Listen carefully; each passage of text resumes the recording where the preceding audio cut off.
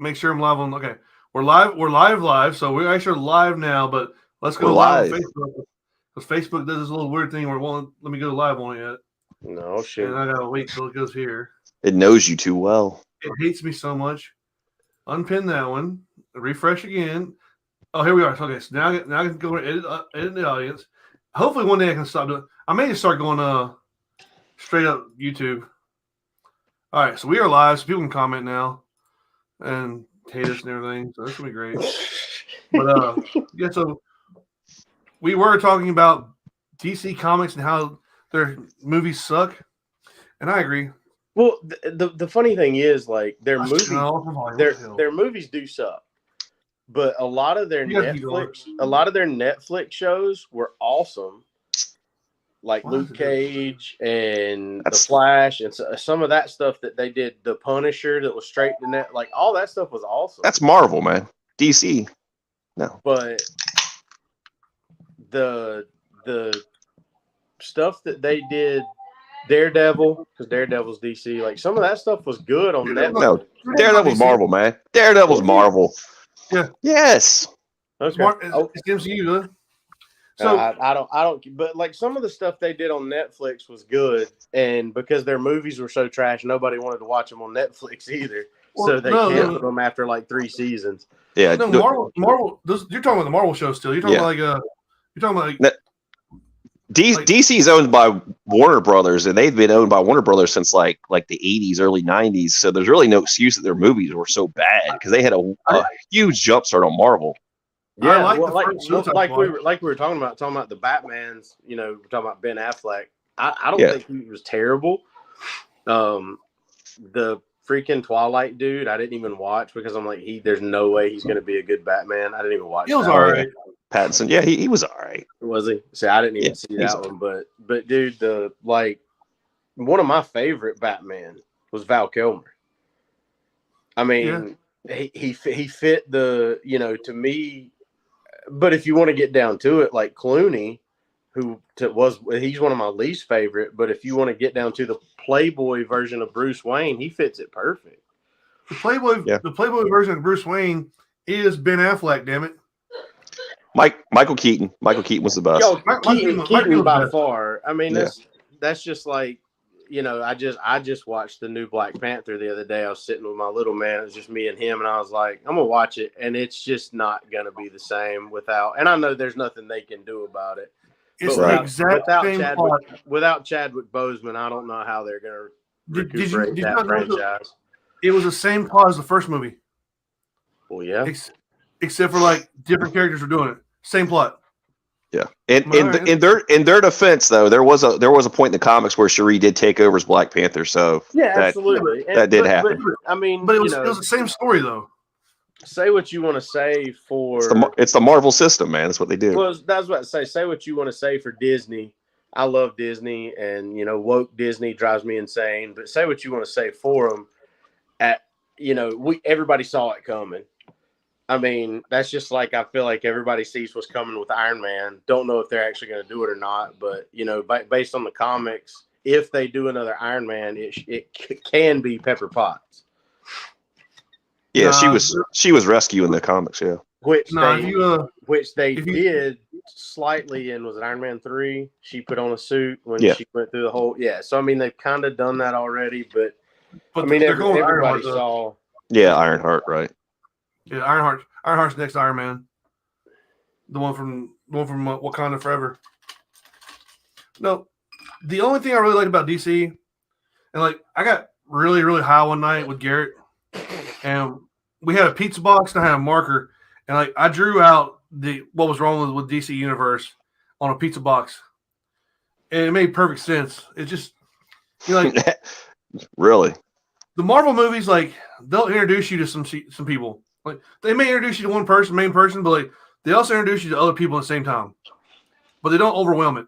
Like DC's just like, all right, well, we got 17 good guys right now. Let's go ahead and give all of them's backstory. Let's give their fall and their redemption song while we're introducing every fucking like bad guy there is, and while they're a bad guy. All right, now we're gonna do like a 10-minute fight and it's over with. It's too much shit crammed in there. the first Suicide Squad I liked. It was a lot, but it was all right. Peacemaker is the greatest thing DC Comics has ever done ever. That is the greatest TV show. I swear, like it's. I wish there was like 85 seasons of Peacemaker.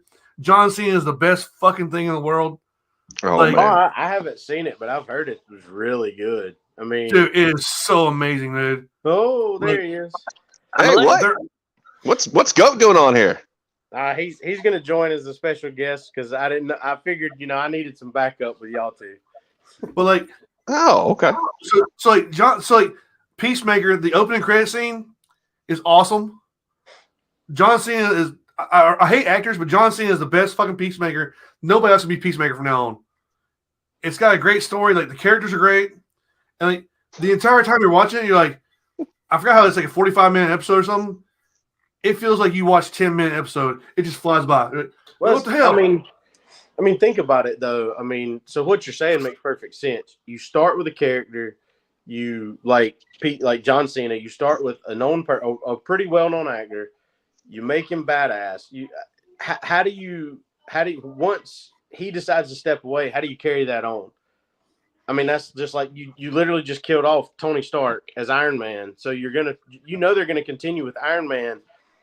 I'm a Tony Stark fan. I'm not even an Iron Man fan. Robert Downey Jr. made Tony Stark. You could never do Tony Stark with another person. I don't feel like it's gonna flop. Just like Chris Hemsworth with Captain America. Chris Evans, yeah. Chris Evans, I mean, sorry, not Hemsworth. Too many damn Chris's in the Marvel universe. But with how do you move forward with like Iron Man Winter Soldier or Falcon and Winter Soldier was great. Yeah. But turning him into Iron or Captain Falcon or whatever, I mean, it just well, he doesn't have to be okay. So the thing that made Captain America wasn't like he was a super strong dude. He was a super strong dude that could do something. He was the heart and soul of the team. Except for Hawkeye. It was his morality. Hawkeye. So like it was his morality. So Falcon can do the same thing without having superpowers. I'm not saying the superpowers is what made it. I just say when you have a 7 to 10 year run with one actor as when you think about how many movies Evans was in as Captain America. Yeah. I mean, dude, there's probably kids that know no other Captain America. There's kids that know no other Iron Man. There's probably kids out there that know no other Spider-Man than Tom Holland. Tom Holland. I still think Andrew Garfield was one of the best Spider-Man. Tom Holland fits the comic book Spider-Man perfect. The young, the small, the ripped, the just the way he's just kind of a smart ass and never shuts up. Like he's perfect. But Andrew Garfield was great too, I think. I didn't like Andrew Garfield until Homecoming. Not Homecoming, Far From Home. Which one? Shit. The new one. You're talking about Tom Holland. Andrew Garfield did the Amazing Spider-Man. Garfield was in the new movie. All three of them. I haven't seen the third one where they did the multiverse thing. You haven't seen that? No, dude. That's great. Yeah, you check that out. 1-year-old, I used to see all of them in the theater or as soon as they came to streaming. You get a 1-year-old, you don't watch movies anymore. Like I didn't like the Andrew Garfield Spider-Man until the new movie, and like he grew on me right there. Like he was a good character there. See, I thought he was really good. To me, he was better than which Tobey Maguire was never really supposed to be the high school version of Spider-Man anyway. He was the collegiate, whatever you want, the post high school version anyway. I mean, he was in his 30s, so you know. Sitting in the theaters, and like Tom Holland comes out and was like, "Yay!" Like Andrew Garfield comes out, everybody's like, "Yeah!" Tobey Maguire came out. Everybody was like, "Yeah!" Everybody lost their fucking mind. I heard that everybody went crazy for Tobey Maguire, but I mean, again, just goes back to he's the original. Like we're talking about with Michael Keaton. You know, anybody our age, if Goat can hear us now, he'll probably agree with that. Like Keaton, we're all probably going to say Ben may not agree, but we're all going to say Keaton was probably one of the best Batman. I don't know if Ben never weighed in on that, but that's the only reason I'd go see the new Flash movie, because Michael Keaton, they brought him back to the whole, multiverse, the whole Flash thing. Yeah. So Michael Keaton's back as Batman now. So he's like the future, Yeah. So I think that's kind of cool. Adam West is the best Batman. Hey, Goat, you're muted, man. You're muted. You got to hit unmute. Unmute. There you go. There he is. Hola! Hey, John. I'm so far behind on all the movies, man. I can't even unmute my damn mic. Think I'm up on all that shit? Adam West was pretty much the best Batman ever, but Michael Keaton's close second. Yeah. Bullshit. That dude was a fucking badass Batman. I grew up with that shit. I mean, the cartoon Batman was a badass, if I'm not gonna lie. Look, I mean, I remember I come home from middle school and watch him every day. But if you Kevin look at Conroy, Adam West as Batman, watch one of the old Batman over again. Adam West, he's like awkward as shit during the whole time. But like even his Batman character's awkward, but when he's Bruce Wayne, he's awkward as fuck. Like it's a great thing. I enjoy Adam West. Well, like I remember when that shit was still on TV, man. Come home from school and watch it. I can thank my mom for that stuff. I'm older than most people think. I am pushing 40 at this point. Woo. But oh man, youngins. but my mom. I mean, I grew up. My mom introduced me to young age to the Batmans, the Star Wars, all that stuff. And I mean, I love it all to this day. I mean, my 1-year-old's been watching Marvel movies and Star Wars when they come on and stuff like that. So I wouldn't show him Star Wars. Hey, Mandalorian comes on tomorrow night. Say again, Mandalorian season 3 comes on tomorrow night. I was thinking about skipping both matches because of that. I've got so much TV to catch up on, dude. Because take my man card, but we love Outer Banks.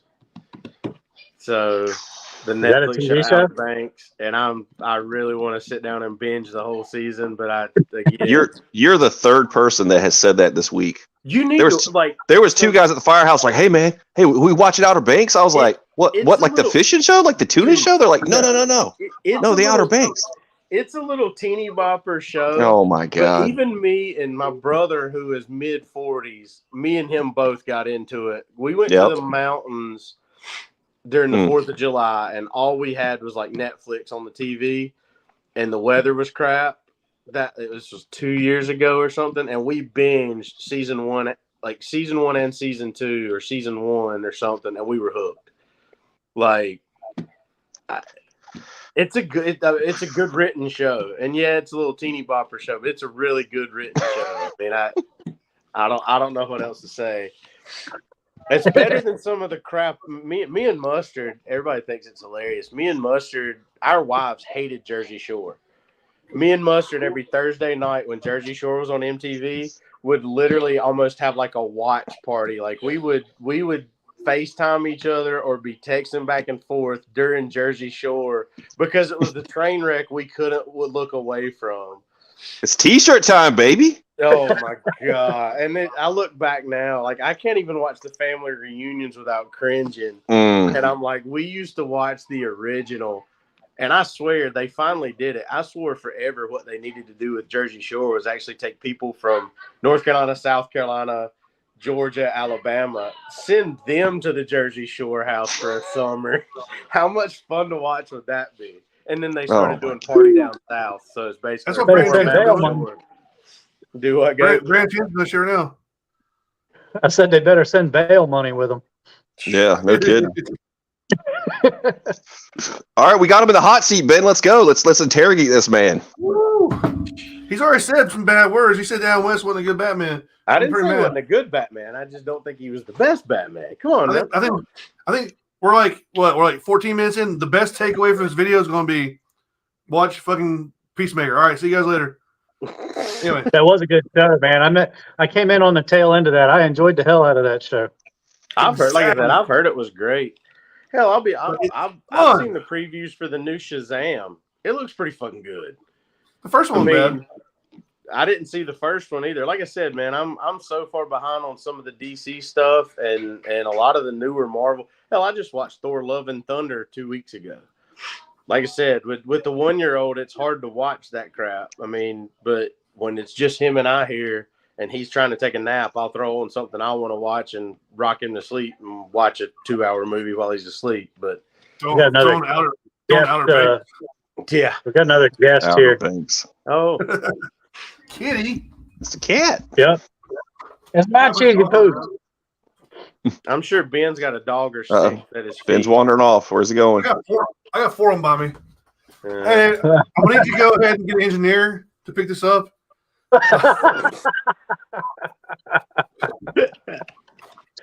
Dude, I sat there on a damn stupid ass trophy, not worth anything, keeping people off of it. Don't touch it, we'll lose points.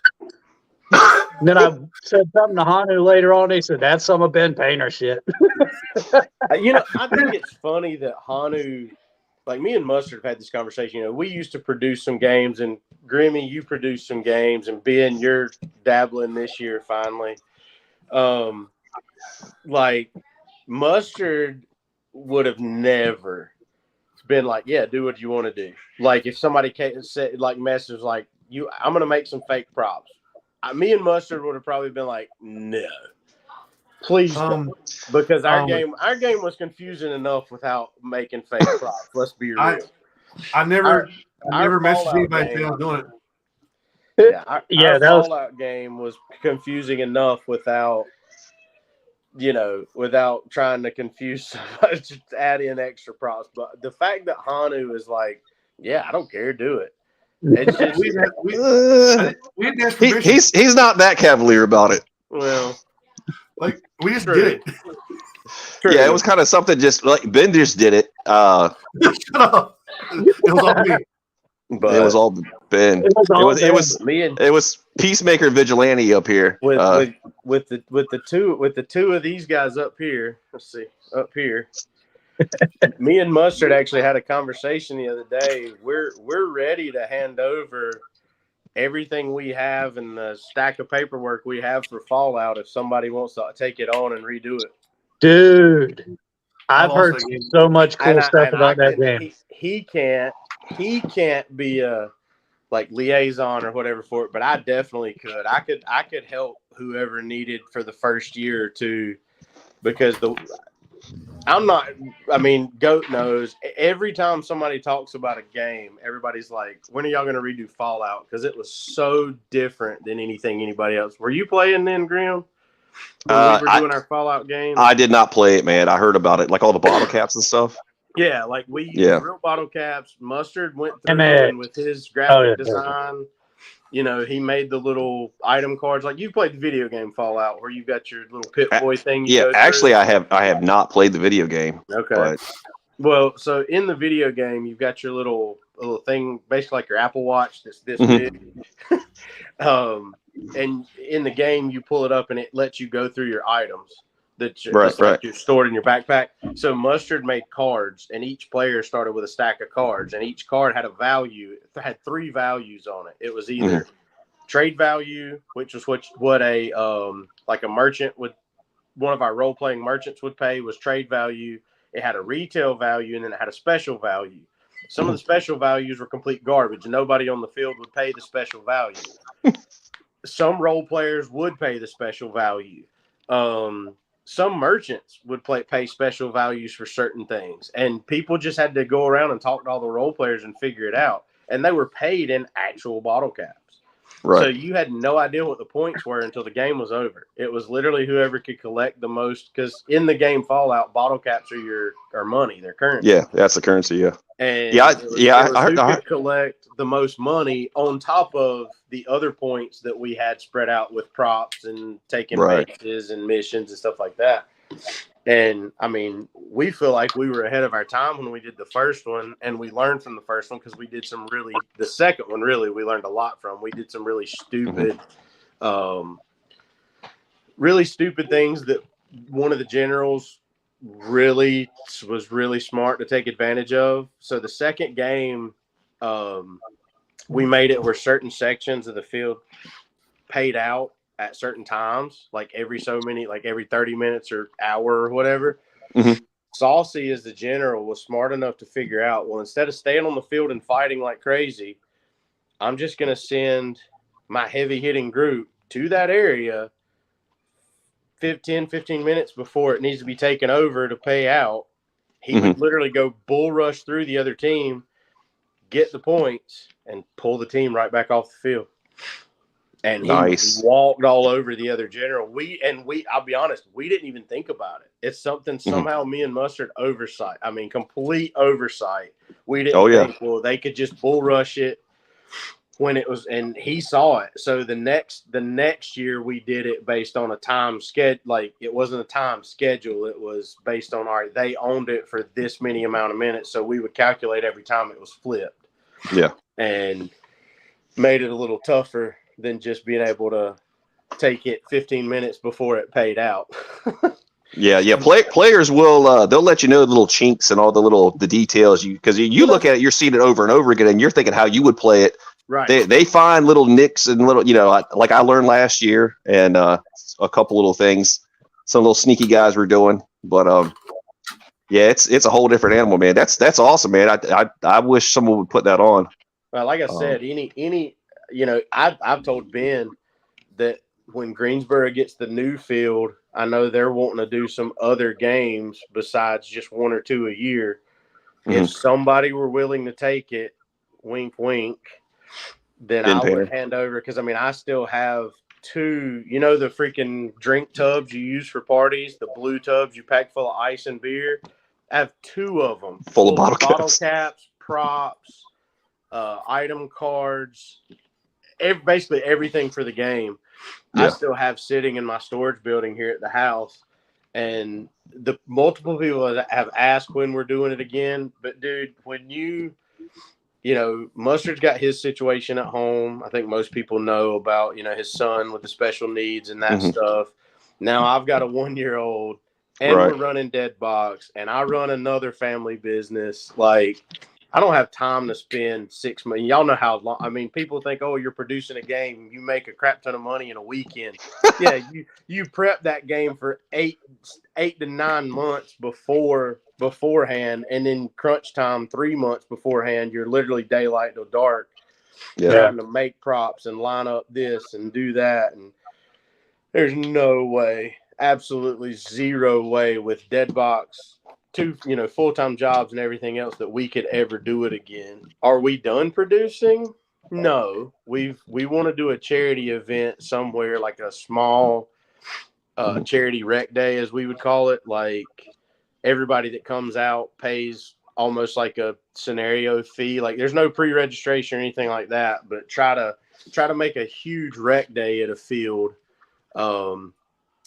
Bring in food vendors and other vendors and stuff like that, and do a big charity rec day somewhere. We've discussed, it's just finding the place to do it.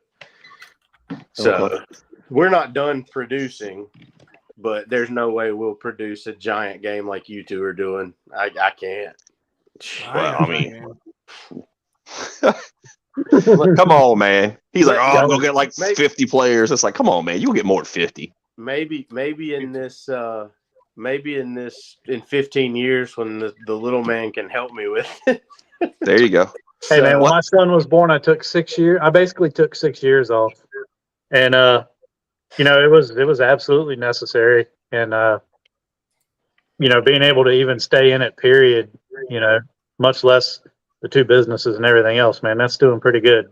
Well, I mean, I'll be honest. I had this conversation with one of the teammates yesterday, because a lot of our teammates are burning out, I guess. I don't want to talk 30 minutes about Fulda, because I know every show ends up being about Fulda. Ben wants to talk about it, but Fulda Gap has burnt out so many of our teammates. What are you doing, Ben? Jeez, I got you. No, I know exactly what you're doing. So Fulda Gap. Oh no. I was trying to show me losing Fallout. Oh, you're losing? Oh. Yeah, me and Sauceman losing Fallout. I was like, at least plug my game, Ben. Do something. So do something Fulda, useful. Like I said, Fulda has burned out, I think, so many people.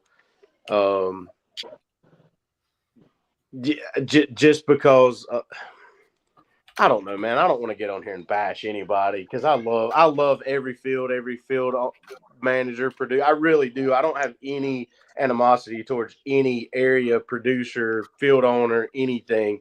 They're all incredible and incredible for Deadbox to work with. But yeah, you got me on a technicality, Ben. But Fulda has burnt out so many of my teammates just because it's been the same stale game. Even last year with the flip, it was still kind of the same stale game that it's been for 10 years. Right. And like I said, I had a conversation with a teammate who he's like me. He's recharged and ready to play. I was in that situation probably 3 or 4 years ago. Owning Deadbox is the only thing that kept me around. Like people know I would play for an hour or two and I'd be off the field talking to everybody the rest of the day, the rest of the weekend. Yeah. Now Mustard's like, nah, you play, and I'll stay on the field all day at this point. But I could fix Fulda in 20 minutes. I could sit down and have a conversation with Eric or Ferg or Mamba or whoever needs the conversation. I think I could fix that game, that field. Red wave, baby. In the red lawn, there it is. 20 minutes. The 20-minute conversation, and they would spend maybe $1,000 worth of lumber. I think Fulda Gap is because you would change the field to so much of a degree. Well, I'll tell you. So here's my thought with Fulda, which actually with command decisions, it would make it so much more fun. All right. So you got Sim City, right? Mm-hmm. Let's make a hilltop city. Let's do away with Rex. Let's go from God Bunker down to Mustard's Tower, which that's a funny story. If you don't know why it's called Mustard's Tower, he broke his nose trying to run up in it, and there was a bar. He considered it. But I didn't know that.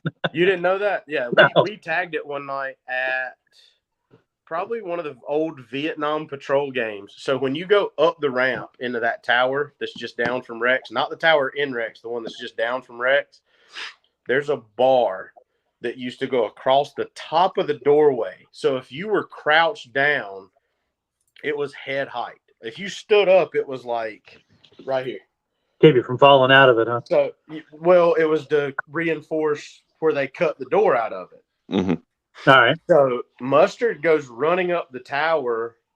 I wasn't even at the game, I don't think. And literally centers his mask.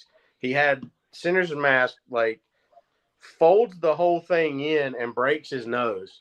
Plays the rest of the weekend with a broken nose. Okay. So the next event, we took a stencil and went and tagged it Mustard's Tower. But literally do away with Mustard's Tower, do away with Rex, go from God Bunker down to Mustard's Tower, and take the road that's now, 40 feet wide, 50 feet wide from the tree line up to Rex, narrow that road down to the width of about a true roadway, and make a city that goes from, like, when you come out of the tree line, there's cities, there's buildings you can run out of the tree line and get into. Take the road that comes up from Sim, make a crossroad, and literally on the top of the hill in the middle of that field is another close quarters city. It would make coming out of that tree line fighting over into Rex easier. It would make going from Rex to the tree line easier, and it would make that game swing side to side so much more. That there's such a gap between God Bunker, Rex, and the tree line that it stalemates right there. It does. Yeah. Because there's no way to advance unless if the sides are even. You know what I mean? Like if the teams are balanced, it stalemates right there. There's no way to push it one way or the other. So yeah, I mean, any field refresh is great, because I mean, you play the same fields over and over again. They keep running the same things. I mean, it always freshes up. That's why I like Black Ops. At least they're always doing something new. There's always something new out there. It's funny you say that because the Sorry, my wife just walked in and it distracted me. She's that beautiful. I know. I got one sitting right over here. But that I just said that today talking to somebody. We were talking about Nate and Black Ops. Every year I'm excited to see what's different. Mm-hmm. Every year I'm excited to come down for Bones and Ashes. I mean, every year, this is what, year 5 or 6 for Bones? 6, I believe. I think other than the first and second year, from second year on, I think I have seen a new section of the field, whether it was I didn't even play it or they added it and I didn't realize they added it.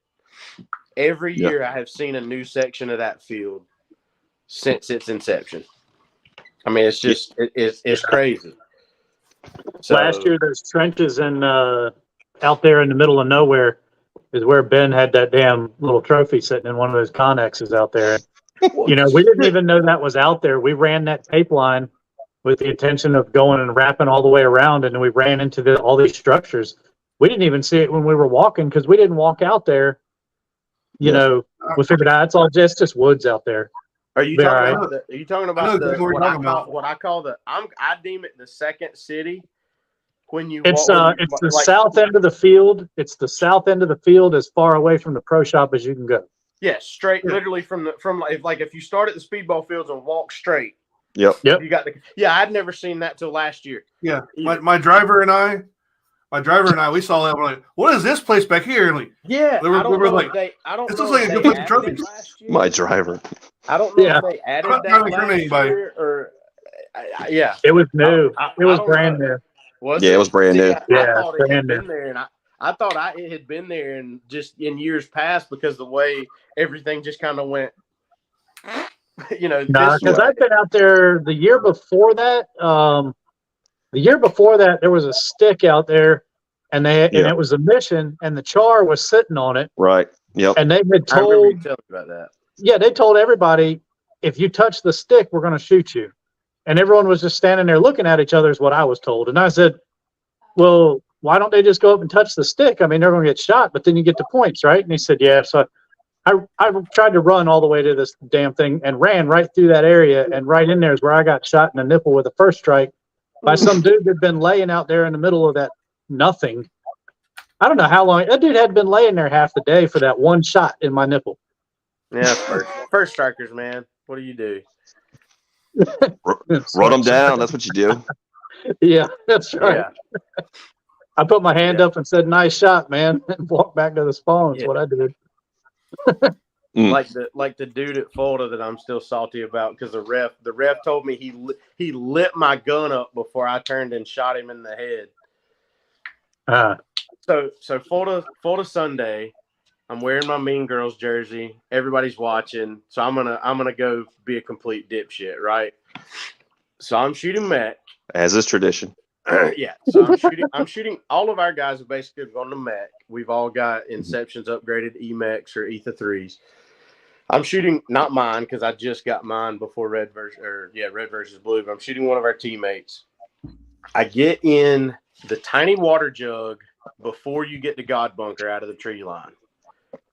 All right. I'm sure everybody has been in. So I'm on NATO's side. Yeah, on the net line. I come on the net. I come up.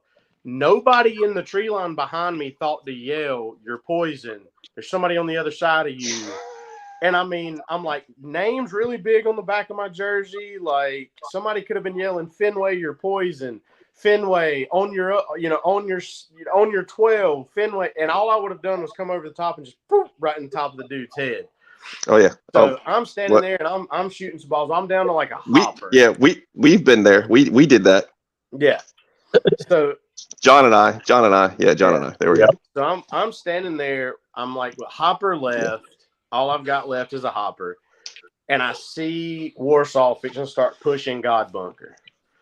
So I'm like, all right, here goes nothing. And I take off running around that bunker, just laying it at like, I don't know how many balls per second with the way that gun's upgraded. Just, as I come across, I see the guy out of the corner of my eye. I didn't do anything but this. I mean, I just still shooting as fast as I can shoot. Just turn the gun on the guy.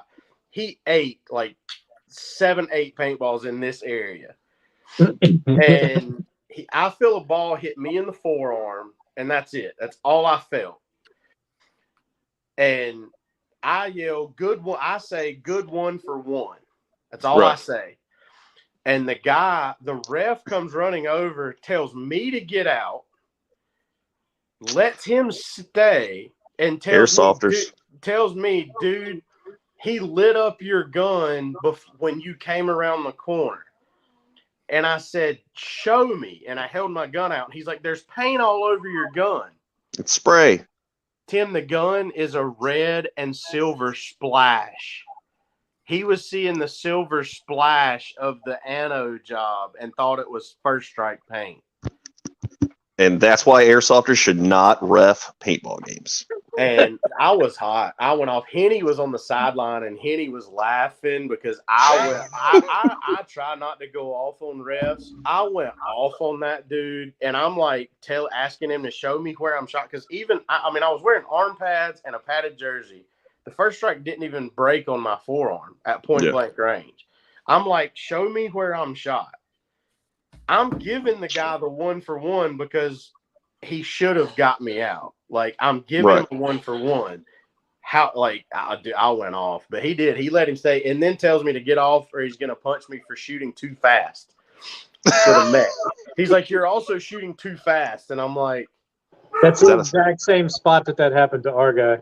Yeah. The conversation we had was the exact same spot on the field, but probably the same exact rep. It's already been addressed with Ferg and Eric about the mechs. Because, I mean, Simon's mechs, you can even the guys that don't put the double trigger on them. And I actually saw a guy who took an EMF at Red versus Blue and put one of the double trigger kits on an EMF 100. Mm-hmm. And I'm like, and the inception trigger and the secret pin and all that stuff. He's like, dude, I can hit 18 balls a second. And I'm like, I'm sure you can. I mean, I can hit 14, 15 with a single trigger just with one finger. Yeah. I'm loving mine, man. I've picked it up from them at Red versus Blue. And I'll leave my pull to get made me realize I've been shooting an electro for too long and it was raining like hell and I was all worried. Decided I want that mech and picked up what he's talking about, picked up the E3 and put the trigger and pin in it. I don't know that my CS2 will come out a lot now. Yeah, I mean, I haven't looked back since the EMAC. I picked that EMAC up at the field. Got it on sale in the parking lot for $100 from some guy. Gee. Best deal ever. Yes, sir. So, hard-hitting question time, right? Let's go. Okay. So, worst player ever, Gio. Damn it. You ruined it, damn it. It's the same question every last 8 shows. You ruined it. I gotta break it in first. I gotta break it in slowly. So, what was your favorite game you've ever played? Favorite game I ever played? Not you, those two guys. Oh, I'm like, me? You already answered this question. I played 2000. I think it was 2003. We played Castle Conquest, and it was an all-pump defense. So everybody who was defending the castle was running pump guns, and at the time it was Blue was letting people run what they brung. So we were shooting against Shocker 4x4s with glacier boards and Angel LEDs. Holy crap. They were screaming, and we're up there going chunk plink, and I think it's 7-to-1 odds. So for every one person defending the castle, you got 7 attacking it. The castle's 1 acre inside, or the old one was. The new one, I don't know what it is. They changed castles now. And they have objectives inside the castle they have to retrieve and then go turn them into production. And it started out just a whole lot of trash talk where they were saying, they could make us give up. They could turn the props in and it would be, and we couldn't hold it as long as the shortest time that it had ever been held by semi-auto versus semi-auto. So that was our mission, was to hold it longer than the shortest time it had ever been held for semi-auto versus semi-auto. And we beat that time by like 30 seconds. And that's because they forgot to turn the props in because they were trying to make us give up. So we got to the point that we were spawn trapped and we could come out of our spawn into a hallway. And about 15 feet to your right was a bunker and 15 feet to your left was a bunker. And we were just in line. And you would walk up to that bunker, run around the other side, shoot one player, they'd chew you up, and then you go get back in line. And we did that for probably 7 or 10 minutes. And they were yelling at us through the net, just give up, just give up. And we're like, no, we're not giving up. No. And then the general goes, hey, have you looked at the time?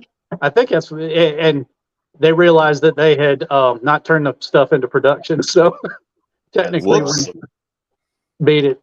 It was, but I tell you what, EMR, if you haven't been up there, they throw down up there. The whole vibe of the CPX games with the beer pong and everything, they got an entire community center up there. The upstairs has got like pool tables and beer pong. I mean, they got horseshoes and a pond. People end up swimming in the pond, and they've got like sheds, but they're made into bunkhouses. They got electrical and stuff running to them, and it's very cool. The whole weekend was a whole lot of fun. I think I played 3 hours worth of paintball the whole weekend, and I'd go back and do it all over again in a heartbeat. Yeah, because they do like special events up there. It's like not a normal field, like weekend type deal. Yeah, Ben would like going up there because they do LARPing. They do LARPing, Ben. Yeah, LARPing's great. So I'm gonna go with the drunk guy. So to answer that question for me is kind of I have two. One is a nostalgia game. So I got out of paintball. I started playing early 2000s. I mean, I've been playing 20 plus years. I started playing early 2000s. I got out in 2010, 10-ish. I quit playing for a few years.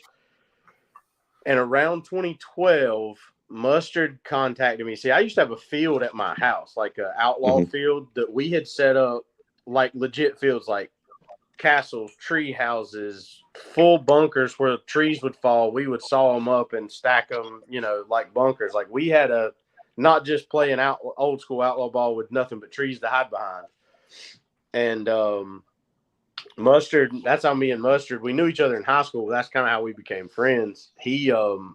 So he hits me up and is like, man, you need to come play with us. We started a team. That was when SDI first started. I think 2012 is or 2010, something like that's the inaugural year for SDI. But he's like, you need to play with us. We started a team. You need to come back out and play with us. We started a team. And I just kept like, man, it's not even fun anymore. It got to be like, that's when A5s were all the rage. And, they were paint blenders and paint didn't fly worth crap. It was just aggravating. So, I just quit playing. And Mustard was like, no, dude, everything's different, man. You got to come out and play. Well, dang it. Quit it, woman. Group chats, man. So my first game back was Mike Shoemate at Boss when he was still running Boss. Wrote a game loosely based on the movie Avatar. So it was right after Avatar came out, and that game brought pushing 200 people to Boss's little field, which is not the biggest game Boss has ever had at that little field, but pushing 200 people to that little bitty field. So the nostalgia of that game bringing me back is one of my favorite, because the final battle was in one of their small little cities. Damn it. Uh-oh. Sorry, dang it. Where'd you go, man? Sorry. Trying to clear out text and hit He the was wrong trying to thing. tell everybody Black Lives Matter. So that game, the final battle was in one of their tiny little towns with between two of their tiny little towns, like 200 people. So it was a blast. But the probably the most fun game I've ever played was Adventure Beach. I don't even remember the name of that game. Road to No Ends, or I believe is what it was called. That's what it was. The last year he was open, or the year everybody got stuck in the fucking mud. Last year. Is that the last year he was open? Yeah. In the rain. That was the most fun I've ever had on a paintball field, period. And half of it, I didn't even have a marker in my hands. I got me and Waterboy from Boss Company. He was already a medic. I had ran out of paint, and he got me a medic card from somebody else, and him and I literally ran. I don't know if Ben played that. You and Grim. I don't know if y'all ever got to play that field. That field had a bottleneck sort of to the middle that was almost like like a structure field. There was a barn and a barn on one side, net on the other, and then it was almost like a structure field in the middle, and everybody bottlenecked. So it was basically like playing 20-man in that middle section on a structure field. Damn. And like I said, he allowed medics. So me and Waterboy are running around as medics, diving in the bunkers, sliding in the bunkers because it's wet, like over sliding bunkers because it's wet. I mean, just probably one of the most fun times I've ever had on a paintball field, just because it was intense. Like when I had the marker, it was fun. It was heavy battles. It was intense. But then it was crazy. That field was crazy. I'll be honest, Palmetto reminds me a lot. The bottleneck at Palmetto reminds me a lot of Adventure Beach. Dude, I enjoyed Red versus Blue a whole lot. That was a really fun game. And I really like it. People have asked me like what the field's like, and you know what it kind of reminded me of is like a scaled down Black Ops, because you got that water running up through the middle of it, and you kind of like that swamp at Black Ops, and you got the lanes on either side of it, and I really had a good time at that game. My issue with it, I love the field. Pushing 400 people on that field is insane. Because it is a giant bottleneck, and there's no way to get that field just being long and skinny. There's no way to keep it from being a bottleneck. Yeah. There's no way to run missions to the outskirts. None whatsoever. Yeah. So I love the field, though. I don't think Pete was expecting 400 people out there. No, it's a 375, and they said next year they're going to cap it at 400. 372 is what they ended up 372? Something like that. And instead of that quote that he said at the award ceremony, he said, "This is the best possible, like the shit show in the best possible way when it comes to paintball." And it really was, man. It was like you didn't have to go far to find a gunfight all day long. You just stepped on the field that was right there at you. Hey, less walking. No, and those are, like I said, that's why I loved Adventure Beach, because that's how Adventure Beach was. You stepped on the field, and the thing about Adventure Beach was it didn't matter which direction you went either. So like the way his spawns were set up, kind of like Black Ops is a little weird having the split spawns, you know? Well, you've seen the map now, right? Yeah. Yeah. I don't care. I'm on one side all weekend, so I don't give a shit where y'all go. Yeah. Well, the new spawn's going to change some stuff up, I do believe. It will, but like I said, I'm staying on the we're actually playing. We're low numbers this year as far as the team goes, but we had already worked it out because the Deadbox team basically stages at the Deadbox booth to keep us from having to walk through the middle of the field. We're playing blue one day, red the next, just so we can stay on the store side of the field. That's cool. So okay, here's a question for you. I got a question for you. Follow-up question. Question to that question is, all right, who is the ugliest player you've ever played with in your life on paintball, and why is it Joe Perez? I need answers right now. These are standard questions, by the way. I know. I'll watch almost every podcast. Okay. It's just let you know. Every time. like name one person that can beat him in an ugly paintball player contest. I can't think of anybody right now, except for there is one. He's going to say Chuck Garza. He's also in like running for the worst paintball player I ever played against. And why is it Gio? Anyway. You're awful, dude.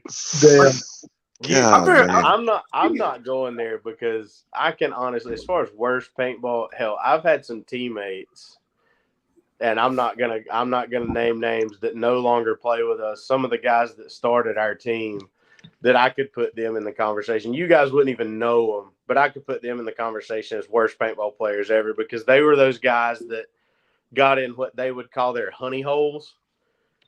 Like, they loved Fulda Gap because they would spend literally 4 or 5 hours at a time on the field. And I'm like, how do you do that in paintball? They just sit in the spot. But they would go out with 10 pods, like wearing a vest with extra 10 pods, huge tank, sit in one spot at what they called their honey hole, and wait for 2 to 3 people to walk by, sit there 10, 15 more minutes, wait for 2 to 3 people to walk by, and thought they were doing something. And I'm like, no thanks. Yeah. Like, give me my 4 to 6 pods. Let me blow through it in 30 minutes to an hour and a half, depending on how fast the field fighting is going on, and let me go sit down for 30 minutes and come back and do it again. I mean, it's the way I've always played, and it's yeah. Look, paintball is all inclusive. Everyone paintball's different. Okay, you know, you got to let them paintball how they want to paintball. Fenway. We've said. I'm just messing. No, you're not wrong. My wife jokes all the time because you know, she used to work the Deadbox booth at almost every Fulda and every Bones and Ashes. She used to call paintball the island of the misfit toys. Yeah. Yeah. Because everybody's welcome. Like, there's you know, you've got tournament paintball and guys that cross over from tournament paintball that are crazy athletic. You know, could literally be a running back on a football team, or they were a former baseball player or whatever. And then you've got the kid that when he's not playing paintball, he's out playing D&D and Magic the Gathering. But we love them all the same. Nobody really, I mean, for the most part, you have your people that hate each other and people that thinks everybody hates them when truly nobody hates them. His name's Ben Painter. His name has definitely been Painter. Thinks everybody hates him, and really everybody loves him. I've told him that. Hey man, that's my teammate, man. Apparently we're getting that all weekend. I got $5. You'll get some of that. That's my boy Toke, man. He's a good kid. He's a good guy. And why did I not get more hate for this meme? I'm upset right now. Wow, because you're racist. Oh, shit. Come on. Anyway, I think it just means it's a party. Either way, it doesn't matter. That's how I took it, and so I don't care if Chuck wins or Rob wins. I mean, I don't care. Nobody cares. Funny we're having a fiesta either way. Funny story about the party either way. So, we've never cared about points. You know, they're the teams that want to run missions, care who wins, care who gets MVPs, MVTs. So good teams. SDI quit caring about that stuff 5 years ago, 6 years ago, when the older guys started getting off the field. Usually your team can't get awards or recognition. That's what everybody says. We don't care about awards. No. That's not what it is. So year 2, do you remember year 2 of Bones, when Hanu switched the spawn to be in Pipesfield? Okay. And it got really, really, really one-sided because you could literally, I mean, the spawns were this far apart, it felt like. Oh, yeah. So we use Joe Perez as a bunker. So he looks like a bunker. That's how I met Joe. The 1 year, so they had pushed us back into the spawn. It was the first day, second day, whatever, where I was vending Deadbox and had to be on the field side. So we would just walk around and spawn at the camp area. Right. So I get shot out. Me and this guy literally, like, you know, we're running through pipes and we're bunkering people and we're getting bunkered and we're just, you know, basically just running back and forth. Well, me and this guy have like a little exchange and I fist bump him and I go out the net and I turn around and I'm walking. Well, he comes out like a side. This is a reminder. Alexa, stop. Freaking wiretap reminder, man. Sorry if everybody's wiretap just went off. My bad. It did. No, it's fine. But so this guy comes out his side of the net. I go out mine, and we're walking together. And he's like, dude, we are beating your ass. We are pushing y'all in like crazy. And I just smart ass in me, I said, well, you know the awesome thing about paintball? And he's like, what? I was like, you remember the old TV show, Whose Line Is It Anyway? And he's like, yeah. And I was like, you know the premise of that show? And he's like, to like improv? And I was like, no, the games are made up and the points don't matter. And just the sheer deflation on the guy's face. Yeah, it don't matter. He was like, man, you just ruined my day. And of course chuckled about it. But I'm like, we're literally idiots that shoot each other for we get up. We had this at one of the beach games, one of the Hanu's beach games a couple of years ago. Me and Beard and Beard's brother Rob that plays with Carnage, we all roomed together in a house I knew down there, and we woke up butt crack of dawn, and I'm like, we're idiots. I'm like, we're literally getting up in June, putting on long pants, long sleeves, pads, covering our heads, covering our faces in June to shoot a high velocity projectile at each other for fun. Yep. What's wrong with us, man? Like, what is? I've said that on a couple of weekends. You know, what the hell is up with men's hobbies? You know, like fishing, hunting, paintball, even golf. You get up early and leave before the damn sun comes up to do it. You know, like I'm gonna start something like knitting where I don't even have to get out of bed. You know, I can just roll over, knit, fall asleep, wake up, knit some more. Yeah, I mean, at least women with like shopping, they come home with something. We come home with welts and bruises and stories of our glorious feats. What are you talking about? Pretty good. I want to start a drinking team. I think that'd be a good hobby. That would be a great hobby. Drinking team has a paintball problem. If I could still drink, that would be a great hobby. Ooh. Somebody made that shirt. Was that a Deadbox shirt? My drinking team has a paintball problem.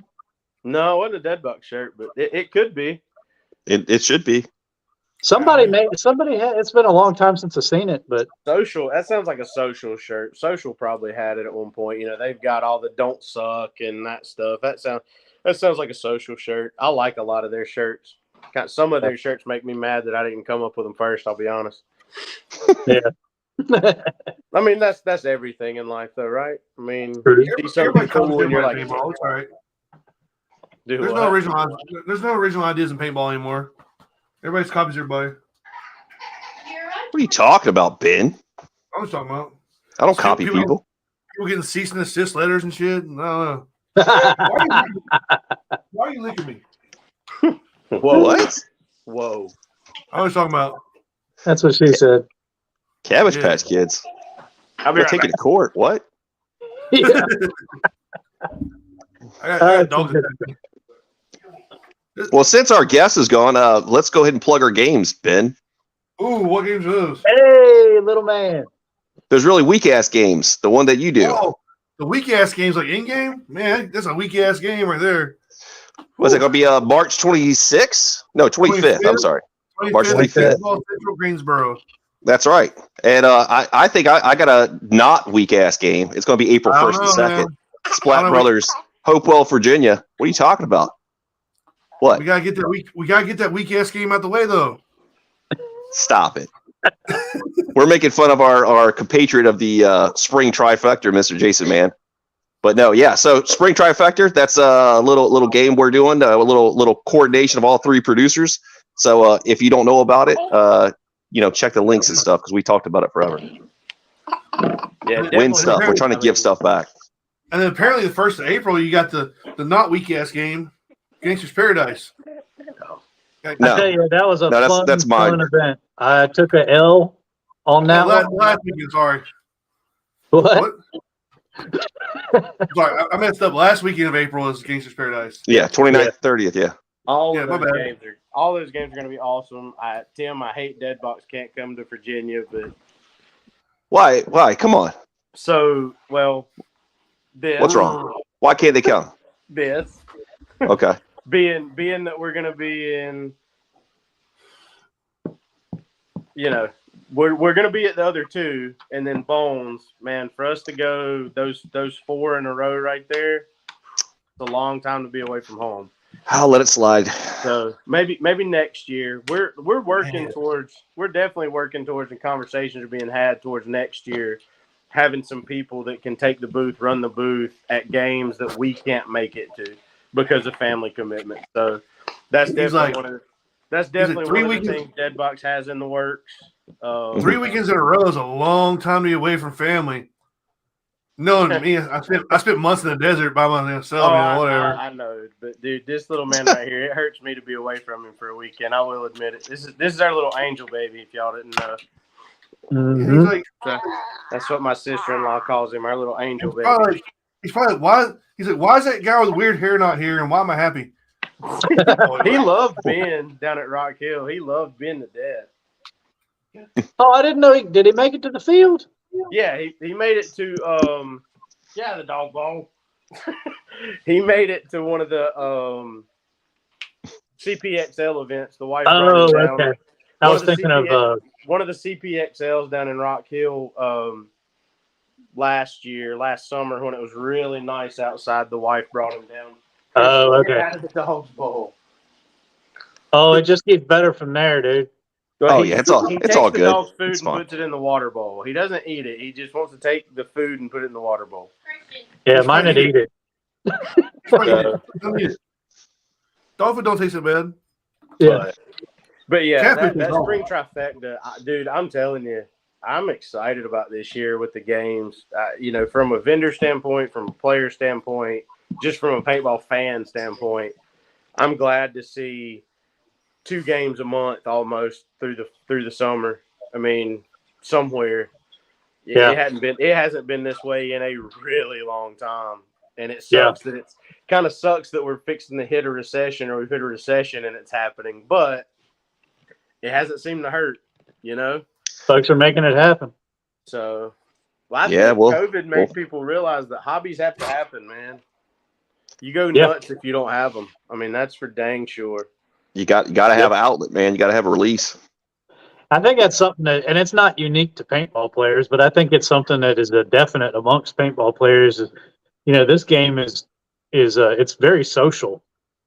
A lot of the players that play it are individuals, and they would go out and play by themselves, but it's playing as a larger team and experiencing that. So that's not necessarily the case with things like basketball players and football players. No. Well, I mean, just like you just said, I mean, how many other sports would my wife drive an hour to bring my son just to hang out with other players of that sport? Like not even like to watch anybody play or anything. She literally, because she loves being around the guy, she loves being around the paintball players too. Yeah. So, she brought him down to Rock Hill just to basically say what's up to everybody. That's cool. Several of our teammates came out to Florida because they couldn't afford to play, just to hang out. There's a couple possibly coming to Bones just to hang out. Paintball is absolutely as much about the social as it is about the on the field. Yeah. I mean, the only other sport I will relate that to, because I played competitive golf and I played for fun, would be golf. Like, when you play competitive golf, like I used to play, it's not that much fun, if I'm being honest. Like, when you're playing like crap, but when you're playing for fun and like I took 2 years off after playing competitive for 5 years. I took 2 years off. Me and a buddy used to go do 2-man tournaments all the time. And I took 2 years off and went back and played. And I play like 3 times a year now. I love playing golf. I used to hate it. Like, if we weren't playing a tournament and I went out and played, if I was playing bad, it was a miserable. Like, I came home miserable. Yeah. So anything you turn into that. I mean, I got friends that were, they love to fish, ended up getting picked up, get sponsors, boat sponsors and all, and then it became a job, and then they turned themselves out on it. That's why I would love to get back in the tournament, because I haven't played tournament in 15 years. But when it becomes like a job and you're worried about, making this cut, making that cut, getting your money back for the tournament. Like, it's not fun. That's don't get me wrong. When LAPD went and played the first year they had the 10-man down in Greensboro. Yep. We got in on that, and we knew going into it, like we're gonna not step foot on the field for years, but we had a couple father and son teams and went out there and got the crap kicked out of us, and had a blast. Came in absolutely dead last. We took points from some teams. We didn't score on a whole lot of people, but I'd do it again in a heartbeat. It was a blast. Did you see the announcement today? The CFOA 5-man classic? They just announced today. He didn't say how many teams, but they're doing the MEC 5-man, and they're using and it quotes, it says old school air ball. So I'm thinking back to the days of the tubes. Yeah. The old sup airfields with the tubes from the blowers, yeah. And hyperball. They've got something very special planned for that event. It's going to be nice. And Dude, I'm extremely tempted to do that. It's not the only event that's going to be coming out of Greensboro either. Like there's some shit coming up, but he's got something planned for it. It's going to be great. That's awesome. Greensboro is going to be the place to be next year. He's going to let it be like 7 instead of 5.5. It'll be 7.9 if you're running an electro, and then MEC will be whatever it is. So everyone will shoot MEC. Yeah, no kidding. Oh yeah. But like I said, man, I don't see how if you're in the paintball world right now, whether it's tournament, whether it's both, whether it's scenario. I mean, there's definitely something, especially on the East Coast. I mean, I can't speak for what's going on up north or out west, but here, this is probably the most saturated I've seen it in a really long time. Yeah, I mean, there's a lot of games. There's a lot of talk around those games. There's, I mean. Every small game's getting hyped. Every big game's getting hyped. It doesn't matter. It seems like there's going to be good turnouts for pretty much every new game that's coming. Every, like I said, I hear hype like crazy about y'all spring trifecta. Ben can talk shit about it all he wants, but I hear hype about it all the time. Like, those weak ass games. I think all three of them are going to end up being. I'm not going to say huge numbers, but I think y'all are going to be surprised at the numbers, and I think they're all going to be a blast to play. I love the fact that they're so unique. The three of them are so different from each other, but all are within the same trifecta is so cool because you're not just going to go, play a territory game 3 times at 3 different fields. It's every one of them completely different. What are you talking about? That's not how every paintball game on the East Coast is. They're not all territory games. They're not all fields. They're not all. Yes, I could definitely say, earlier the question about, favorite games, and that year was 2 really amazing games with Tim's game and Reaper's game. Both of those were just horses of a different color, and the fact that that they're both happening again and we're getting to do end game too is I'm super excited about it. And this time I get to just go play. I know. That's what I like about end game. Not really in game. Yeah. End game. Moon has asked you to be an XO at end game, but yeah, I mean that's go for work. Let's go for work. Moon as a general is going to pretty much be like, just go do shit. There you go. I mean, kind of like the one game I generaled, I was like, just go do shit. I don't want to try to send you anywhere. I want to play. I want to be on the field. If you hear a mission, I'll call. If I hear a mission, I'll call it over the radio, and whoever wants it, just go do it. Just go do it. Like, come on. So it's gonna be good. It's gonna be fun. Yeah, I like I said, man, I'm super excited about what I would call the first half of the East Coast or whatever we call this section, the North Carolina, Virginia, South Carolina, whatever. Mid-Atlantic. It's the Mid-Atlantic. There you go. Paintball community. The Mid-Atlantic paintball scenario scene for the. I mean, I like I said, if you're in this area and you're not excited, I hate I can't make North Carolina versus Virginia. That sucks. I really want to play.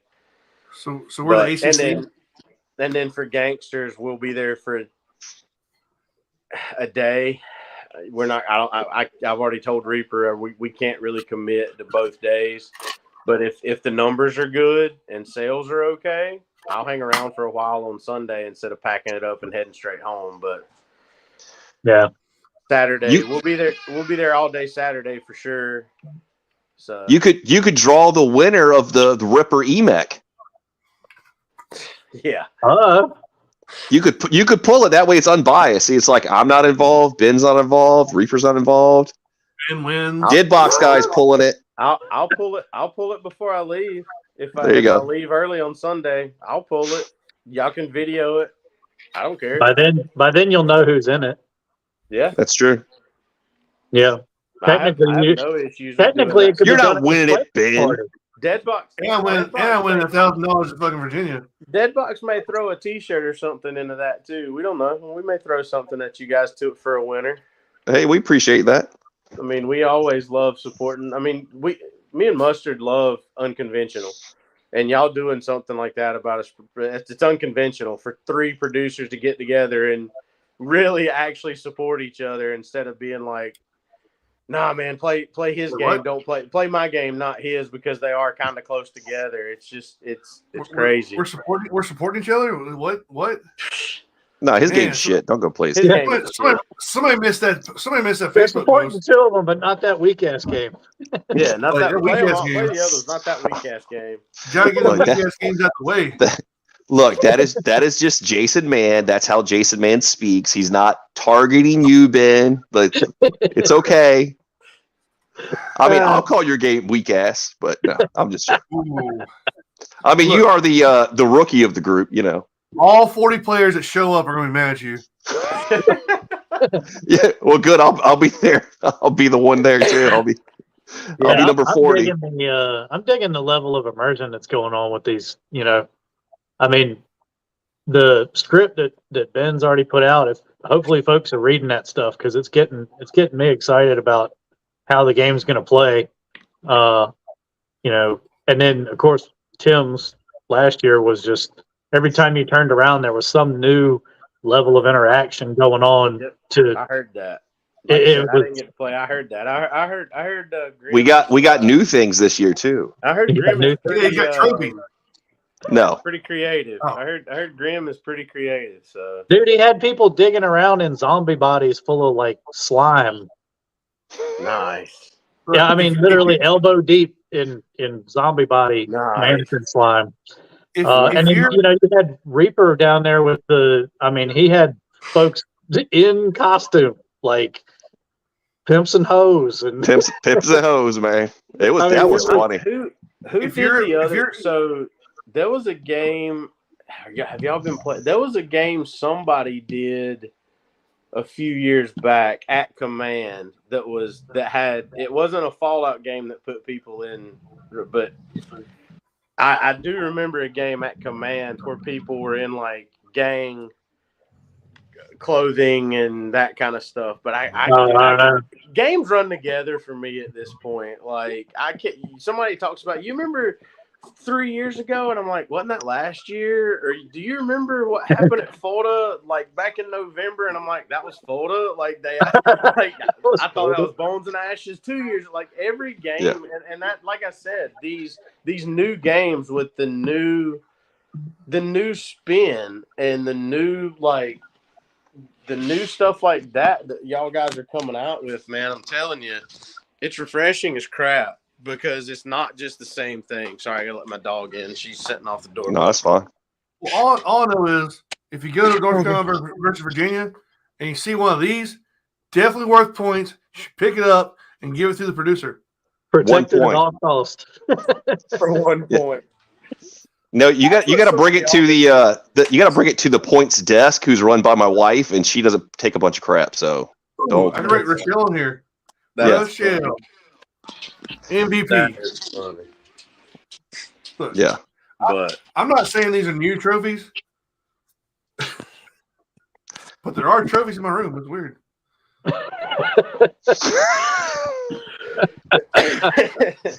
Oh my god!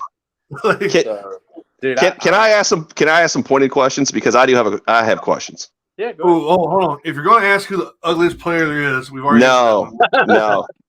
I would like to know because I have a Deadbox hat which I got I think at like the first I think it was the first Bones and Ashes we went to with my son. It was probably like 6 years ago. Okay. So how did you even get together and start that company? Like how did that come out? I mean, obviously it was like a grassroots kind of thing. What? So, No. We got the man right here. It's actually a really funny story. So I don't know their last names, don't remember their call signs. Didn't they play? I think they played with Port City Militia at one point. Two guys named Lee and Jody. Couldn't tell you their last name. I'm pretty sure Probst, if he was watching, could probably because they were in that Wilmington area with a lot of the Port City guys. They actually started Deadbox in 2009.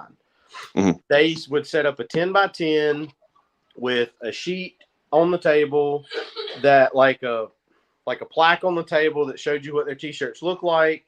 And you walked up, you told him you liked it. I bought probably 4 or 5 shirts from them way back when, but they only kind of did like Adventure Beach and some local stuff down there. They did all their own screen printing and everything. They were just t-shirts. Then in 2012, I think that's right. No, it was later than that. 2015. Yeah, probably somewhere around 2015. Josh Justice. I don't know if you know Josh or not. He's from the area of Command Decisions. Josh is a teammate. Josh is a teammate of ours who no longer plays paintball. He literally joined the team and hasn't played an event. He's played half an event with us since he joined the team 4 years ago. So Josh came to Mustard because Josh is a graphic designer and was like, or can do graphic design, and was like, man, I think I'm going to start my own t-shirt company, like Justice Designs or Justice Tees or something. That's what he wanted to do. And Mustard was like, dude, that's dumb because of the Justice. Like, he was like the Justice Kids brand or whatever it is, girls brand. He's like, you're going to get confused with it. Don't do it. He's like, let me set you up, because Mustard knew Lee and Jody really well. Mm-hmm. He said, let me set you up with Lee and Jody and see if they'll sell you Deadbox, because they had been stagnant with Deadbox for like 2 years or more. And I don't know what he paid for it, but Josh ended up buying Deadbox from them. He ran it for about 3.5 or 4 years by himself, him and his wife. And just like Lee and Jody, he got burnt out. He was only pretty much vending the Command Decisions games and all that, and didn't see the vision to grow, just doing t-shirts. And he posted on Facebook in 2018. Yep, 2018. He posted on Facebook, I'm thinking of selling Deadbox. Is anybody interested? I called him and was like, how much do you want? He told me what he wanted. I was going to buy it by myself. I called Mustard because, like I said, Mustard's he does graphic design. All our t-shirts, for the most part, all our t-shirts are designed by Mustard. Mustard has 1 or 2 headbands that were designed by somebody else, and we now have a jersey coming that was designed by somebody else. Everything else Mustard has designed, or I actually have my first design on the t-shirt wall as of last year. So I called Mustard and was like, what am I going to need? And he's like, you need about $1,000 computer, laptop to be able to hold the graphics for the graphic design. You're going to need this. You're going to need this. And he's like, so I looked at what Josh wanted plus what I would have to spend. And I was like, yeah, I can't spend that. 20 minutes later, I get a phone call back from Mustard, and he was like, I want to buy it, but I can't do it by myself. Let's buy it together. No brainer, right? When one of your best friends he can do graphic design. He's already got the computer. He's already got, because a lot of people know SM Headwear that does the headbands in our booth. That's Mustard's and Mustard's alone. He literally designs, sews, cuts, sews, and everything, every one of those headbands himself by hand. They're not made, they're not made in China. They're not, he literally make kind of like Colby. Is it Colby? Is that his name? Handmade headbands. Right. Sews them all himself. I will say Mustard goes an extra. I love Colby's headbands, but Mustard, I've seen Mustard sew his. I can tell you, I've tried to rip them apart at the seam. I can't do it. But anyway, So Mustard already had the background for it. So we went in together as a partnership on Deadbox. So that's how we ended up with it. And that was 5 or 6 years ago. So that's how we ended up with it. And it was just T-shirts to start with. We branched out to hats. And then shortly after we bought it, so about 2 years after we bought it, so it'd be about 3 or 4 years ago, Main Street Paintball, I don't know if you remember them at Fulda Gap. They vended a few Fulda Gaps. They ended up closing their store. They actually play with us. They have a store. They had a store here in the county I'm from. Mm-hmm. And they found out the rent. They owned the building their store was in. They found out they could make twice as much on renting out the building as what they were making on. Good Lord. he wants dada, apparently. Sounds that way. But it was Main Street Paintball and Main Street Pool Supply. They did like pools and stuff, but in the summer. They found out they could rent the building for more than what they were making on those two supply options or whatever. So we made D-Hat, he's a teammate. We made D-Hat an offer. It was like, hey, if you still have some of your like Eclipse and GI, like if you have your dealerships with them, let us just buy them from you. Mm-hmm. So we kind of used some money and bought his dealerships, and that's how we were able to get in with GI and Eclipse and all that without having to spend a crap ton of money up front. Because a lot of those, like they have like minimums you have to spend to get started with them as a new company. We were able to kind of waive that by buying out we didn't really buy a merger is what we would call it more than a buyout with Main Street Paintball, because Daniel still works with us. He'll work the booth for us. He helps with almost every setup and tear down at every event. D-Hat does. So, but that's how it came to be. We didn't create it. We wish we would have, I'll be honest, but we took it from being nothing but a 10x10 with T-shirts to being a 20x30 with literally you walk in and we're a paintball pro shop. And that was our vision. That was our 5-year vision. We did it in 2. We sunk a lot of our personal money into inventory. We're still recouping that because of COVID, because it sucks when you buy something 2 years before COVID hits and then the 2021 supply chain issues.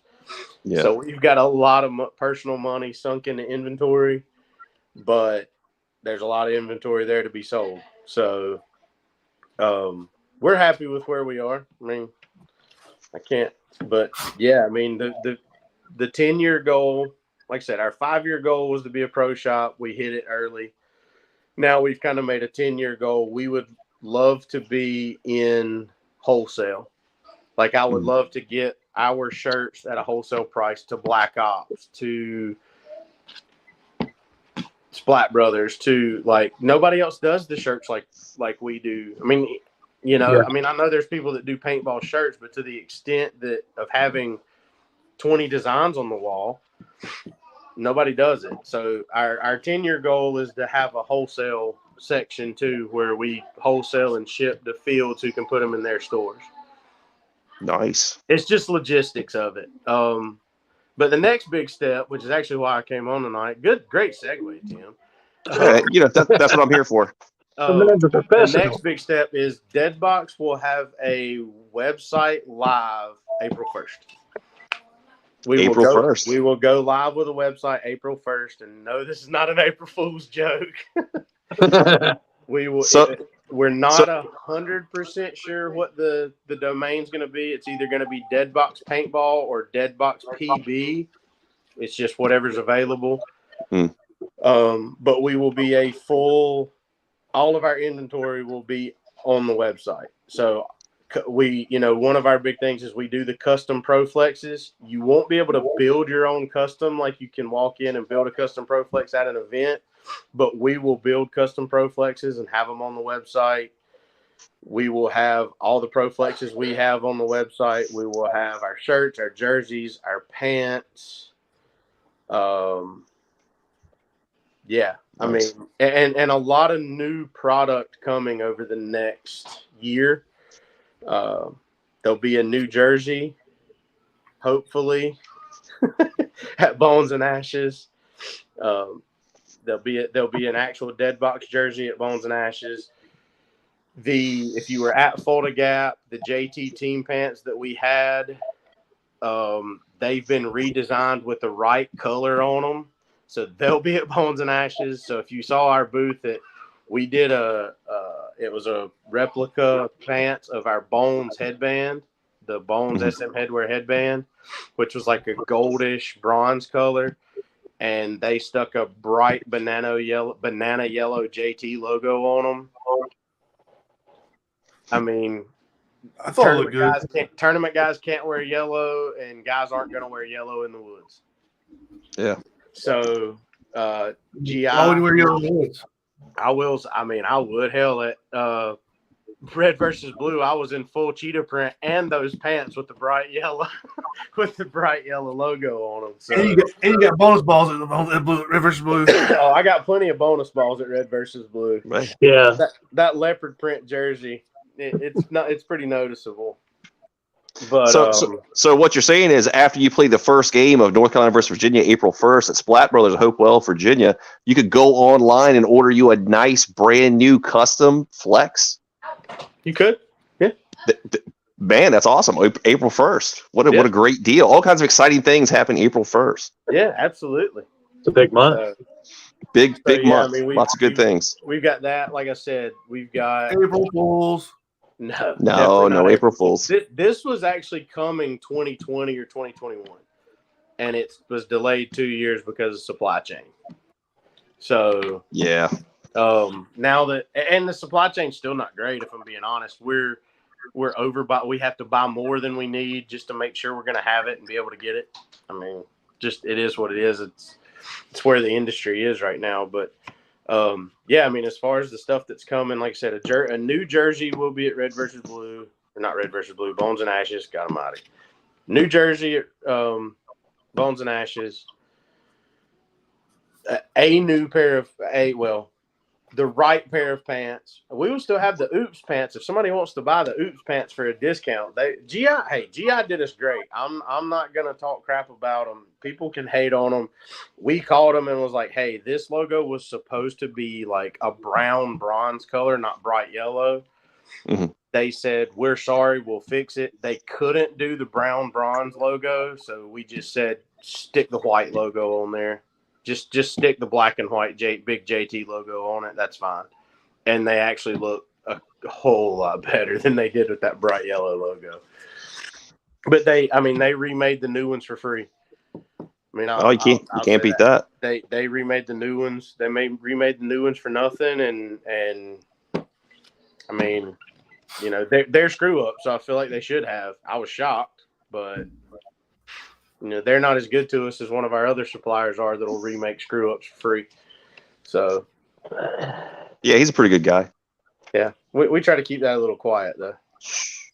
But and hopefully, as we chatted earlier before we went on, I don't even know if Goat knows this. Deadbox, hopefully, fingers crossed, some begging, some searching, may have its own gear bag coming. At hopefully a better price point, hopefully, but it'll be a remake of one of the old school badass gear bags that everybody loved that they should have never stopped making. The Sly bag? No, it's an Empire bag. Oh, okay. So I'll tell you how this came to be. So I was searching Facebook Marketplace like I always do. There's 3 things I look for. I look for Jeep crap because I've got an old piece of junk Jeep. Jeep crap goes first. Then I'll look to see if there's a deal on a C10 truck because that's my next car project. and then I'll look at paintball stuff to see if somebody's thrown up a gun that they don't know what they have, like, something that their kid had. They don't realize they're selling a $600 gun for $200. But a guy had a gear bag posted for a pretty. You can. The guy had a gear bag posted for a pretty decent price, and I saw what it was, and I messaged him. I was like, "Man, here's what I'm gonna do with this gear bag. What's the best price you can do?" And I picked it up. What I feel like is dirt cheap. It's the old school Empire gear bag that opened on both sides. So it had the strap down the middle. It had the half round zipper on either side with 2 huge pockets on either side, and then the bottom pocket and the top pocket. So not just a big dump bag like the Planet Eclipse bags are now, which are awesome. I love those bags. I'm actually rocking one. I rock one of their bags forever. I'm in one of their backpacks now. But this bag is awesome. We're going to take it, make some tweaks on the inside of it, and hopefully find somebody that can manufacture it, and it'll have Deadbox all over it. Nice. I'm excited about it. If it doesn't happen, I'm gonna cry. I'm not gonna lie. I may shed a tear if it doesn't happen, because I feel like one of the most overpriced things in our sport is a gear bag, is luggage in general. Yeah. I mean, at one point, me and Mustard were in motocross bags because they were twice the size for half the price. Right. Why? They're almost the exact. They're rolling gear bags. They have giant pockets. They're the same thing. Why are we paying $250 for one, and they're paying $150 for one that's a third bigger than ours? Because when the paintball people get together, they're like, "We're going to set the price as this." Across the board. Trust me, I'm not going down that rabbit hole because I don't want somebody to see it and get mad. But I think some of the price points and price markups in paintball are. Like, if it was I don't see how people do it as a full-time job unless you get platinum status pricing, unless you're Ann's Gear or PB Sports that are getting higher than dealer 3 and stuff. He's talking about that stuff too. Anybody can make money on that stuff because you buy it and the next week it's going up $100. Yeah. I mean, me and Maryland were just on the phone. And I told him what I have sitting brand new in the bag from 2005, and told him what I would take for it. And he's like, "Dude, that's way too cheap." And I'm like, "Is it?" Like, okay, don't buy it then. Yeah, well, I mean, he when I told him what I would take for it, he kind of went, "Oh," like he wants to buy it. And I'm like, I don't know if I'm ready to sell it. So Ben knows, I think Goat knows. I have an OG Team USA still in package, still has the cardboard taped to the bottoms, has the red Gen 2 IZE visor that most people have never actually seen. I got one. So the slimmer line visor, the Gen 2 that within the translucent red. Have you got one of those visors, Ben? They're extremely rare from what I understand. Yeah, that visor. They were pretty dang rare from what I was told. And there's one on that mask. But it's brand new in the mask, brand new in package with the cardboard still attached to the bottom. And that mask was clear bottoms, blue IZE frames, red IZE visor. Damn. And the America strap. The original America JT USA strap. I had 3 of them. Yeah. I had 3 of them at one point. 2 of them are gone. But I'm still sad. I missed out on that lot yesterday. Damn, orange Pro Shield and brimstone bottoms. I'm upset about that. I don't get I will say, I love the orange Pro Shield. I don't get the brimstone bottoms. The new brimstone bottom that came out just before COVID is the exact same color. So why? It's not the exact same color. It's a it little is. different. It's a little different. It's not. There's only a handful of them made. It's just like the EPS green compared to the HB. You shut your whore mouth green. Right now. There's not enough difference in the two. EPS green and HB green are totally different colors. If you have to post a picture and ask if it's HB or EPS, then there's not enough color difference for it. You can't tell in pictures. you can tell when you get in real life. You can tell. No, I don't disagree. I don't disagree that you can tell. Not that I know anything about that or anything. The EPS has a more of a gloss finish than the HB does for sure. But I don't know anything about HB Green, by the way. I don't know anything about that. Oh, did you find a pair? Oh, you did finally find a pair, didn't you? I got bottoms there too. I can't pay flex prices right now. Ben laughs at me. He sends me stuff all the time, and I'm like, I'd give him $100, and it's something that in today's market it's like $350, $400, and I'm like, do you know how many Rage frames I bought and sold for $30 to $40, and then resold them for less than $100, and they're over $300 now. Like, no, I don't. I mean, I've been at one point, I would say there's probably only 4 people in the paintball community that had a better flex collection, because me and Mustard used to buy everything together as far as flexes go. I would say there's probably 4 people in the paintball community that had a collection bigger and better than what we had at one point. And then we started offloading stuff because it was crap we were never going to wear. And we never considered ourselves collectors. So, and then this guy showed up. Yeah, but you're not a collector, Ben. I don't consider you a collector. You wear the $2,000 Pro Shield bottoms on the field. The guys that don't, it's stupid. It's, for one, I think you're dumb for paying that, and I've told you that 100 times. I would never pay that for a piece of paintball equipment. But yeah, that's that weird nose that you had. The Vulcan knockoff mask. Paid so much money for that. Paid $10. I mean, that's like the guy the other day trying to sell me pig noses, and I told him I'd give him 200 even, and he's like, they'll rot on my shelf for that, and I'm like, they're black pig nose shields. They're not even worth the 200 I'm offering you if you really want to get right down to it. That's Theo for you. It's funny, it's the market that created itself. It's pretty wild. Yeah, it's crazy. Well, there's some and I like them. I mean, I wear them because I mean that's what I wore forever, you know. And I mean, I've worn other masks to EBS for a little while, but yeah, I've worn other masks. I always go right back to it. I mean, I've worn an I-4, I've worn an I-5, I've worn a Grills, I've worn Empire events. I wore the E-Flex, and I always go right back to the Pro Flex. All those other masks and new masks, the problems I have is I have a shallow forehead. So when I push the mask down to sit where I need to, the ones that have the huge lens like the E-Flex or the EVS or any of those, it pushes my nose shut. I can't breathe through my nose. So the ProFlex having that little skinnier profile, perfect. I mean, it's literally perfect. And then you can breathe without having to put fans in it.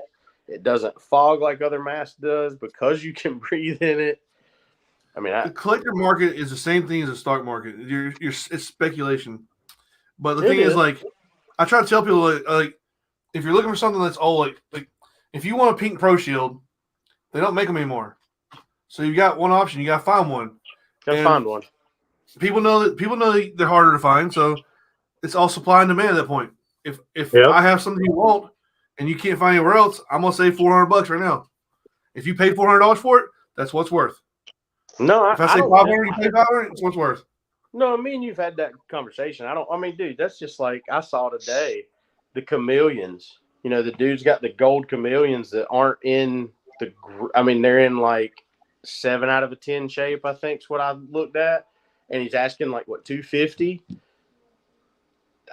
What, six months ago when you found me, I said, find me gold chameleon frames because you gave me the gold chameleon Proteus and I wanted to complete the full gold chameleon Proteus mask with basically make the Master Chief with the gold lens and everything. And I paid $180 for it 6 months ago. It's literally gone up $70 in 6 months. Nah, you got a good deal They've been 250 for about a year. And mine are mint. I feel like there's nothing wrong with mine whatsoever. I think I paid 180 shipped or 190 shipped. I think I gave $10 for them to ship them. When it comes to the whole mint thing, I get it. Like mint should be worth more, but it's not like that because if you buy what you find, like if I have a pink Proflex that I want to throw out here that's not mint, like the one I have. Yeah, I can mustards. Like okay, I have it. Possession's 90% of the law. So I can list the mint one today, and seeing that they never come up, I can say $450. In 3 months, somebody can list a bad one, and then they never come up. So they never come up at all. They can say $450. It's just it depends on the rarity of what it is. If it don't come up, and I could care less about rarity. I mean, unless one's peeling, cracking, stuff like that. Getting to the point where it's about to fall apart or doesn't even look worth the crap. Because I'm going to wear everything at some point over the next 3 to 4 years.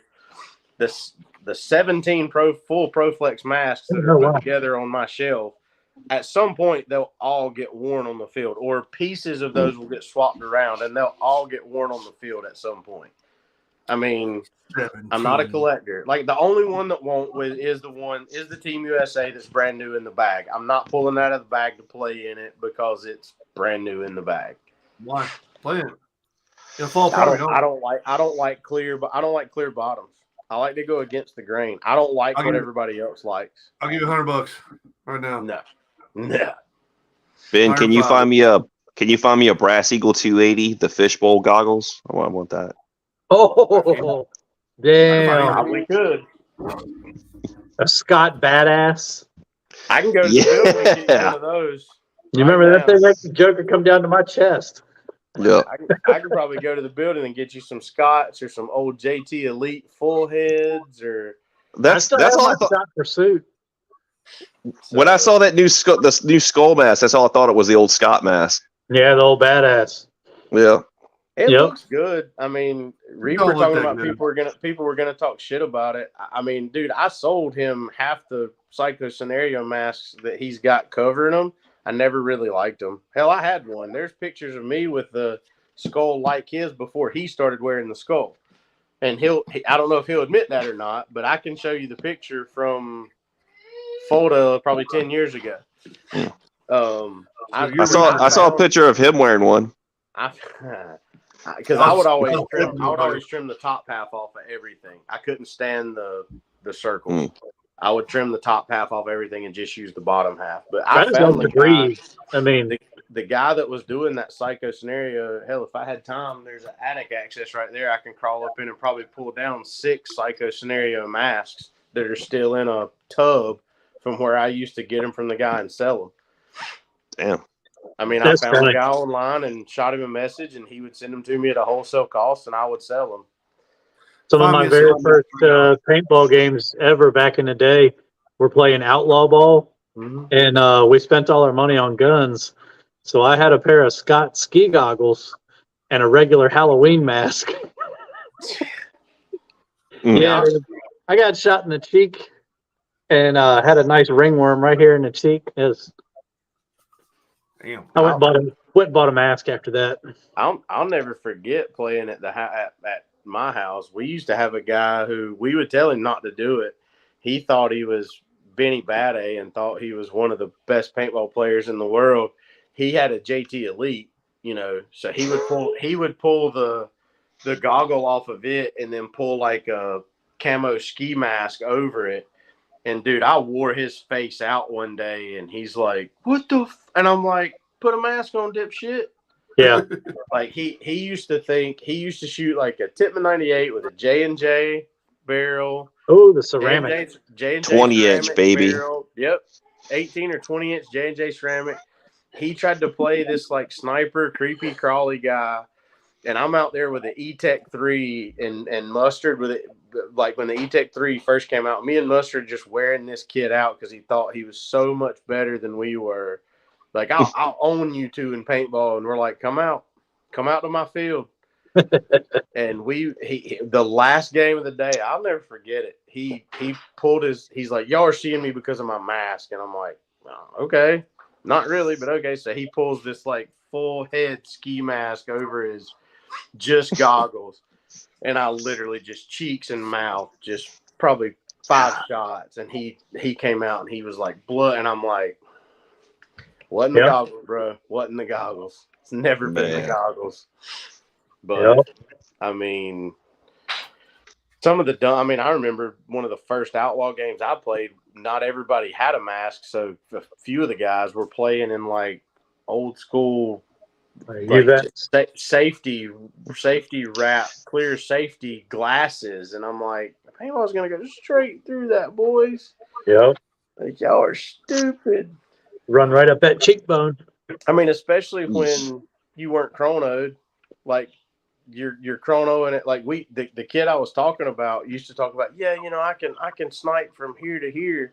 Well, we had the field at my house. We played like once a month at an actual field up in Salisbury, North Carolina. I don't even think it's open anymore. It's Predator Paintball in Salisbury, North Carolina. A little 14-acre field back behind a lawnmower shop. So we played real paintball. Like you chronoed. Guns had to be safety checked. Tanks had to be safety checked. All that stuff. So we went and bought a chrono to play at the field at my house. I was like, I'm not letting somebody get hurt on my land. So he shows up and we're like, chrono. And he's like, what's that? And his gun's shooting like 380. Yep. And I'm like, well, no wonder you can snipe people from across the field. You're 100 FPS higher than you're supposed to be. Where was Predator? Is that in between like Hillsboro and over that way? So there was 2 Predators. I don't know where the other one was. This one was up just past like Catawba College in Salisbury. Okay, different one then. It was literally this dude who had a lawnmower shop through the week and a paintball shop on the weekends. He had like 14 acres behind his shop that he had a house team. I was on his house team. Mustard was. The guys that started SDI at one point were on his house team. But all they did was play at his little house field. Matter of fact, Duck. Duck that he just started coming back around. He's one of the modern day pirates. What's his real name?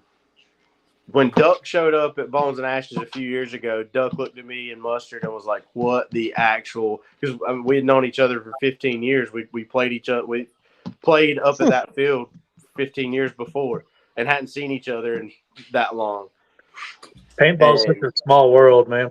And small world. Like but that field, I mean, he was a lawnmower shop and he, that's back when the Ion was huge. The Smart Parts Ion first came out, and he sold a crap ton of those things. So he would actually customize the frame. He'd put the APE board in them, and the APE board had the ribbon that came around, and then it would stick to the back of the frame to give you the buttons on the frame, like all the new guns have. Dude, he was a genius. He would go in and mill out the frame of the Ion so that sat flush and looked like it came that way. Like, dude was cool as hell to own the place. And like I said, he sold, like I had a pink Ion that had back then that had the APE board, the upgraded QEV, like it was decked out. And that's what I played tournament with back then. I played a season of tournament and was like, A, this is too expensive.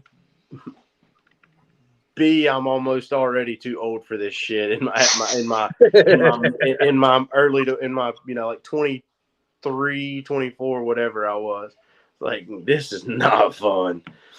Like, because we had a young kid that was like 17. He was our snake player, and I was our Dorito player. And off the break, me and him just, and God, come home hurt, beat, knees hurt. I mean, that's how you know you're live. Yeah, okay.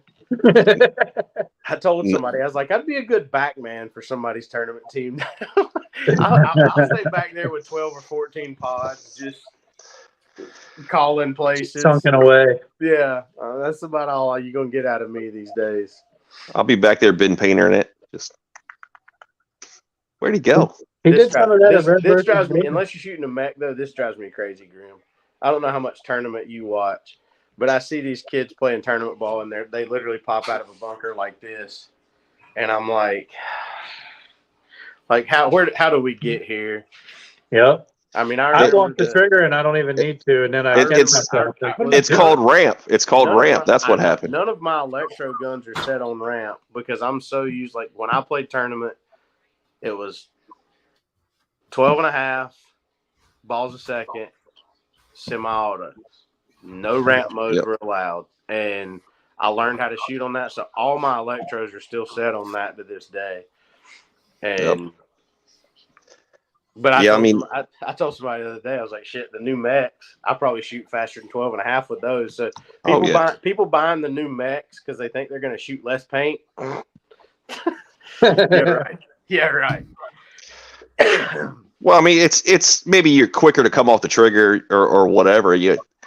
I just like the feel of it, you kind of feel that connection, that pull snap. You can kind of hear it. I mean, it's not that mouse click, Yeah, I agree. Well, yeah. I don't even the Inception's trigger is extremely short. Don't get me wrong, but nothing is as short as some of my electros. Everybody used to pick up my Geo, prime example. My Geo, I just sold. I had the 3.5 killing machine, and the killing machine anode. I sold it to a kid in Texas, and the day he got it, he messaged me and he was like, "Who did this trigger?" And I was like, "I did." And he was like, "I may send you every gun I own." Yep. And he's like, I was like, "What do you mean?" He was like, you don't even know you're touching, you don't even know the trigger moves when you touch it." And I'm like, it's just how I set all my triggers. Set it to where it comes on in program mode, give it 1/8 of a turn, and jam on. That was the really nice thing when the Angel Speeds came out and they had that laser brake trigger.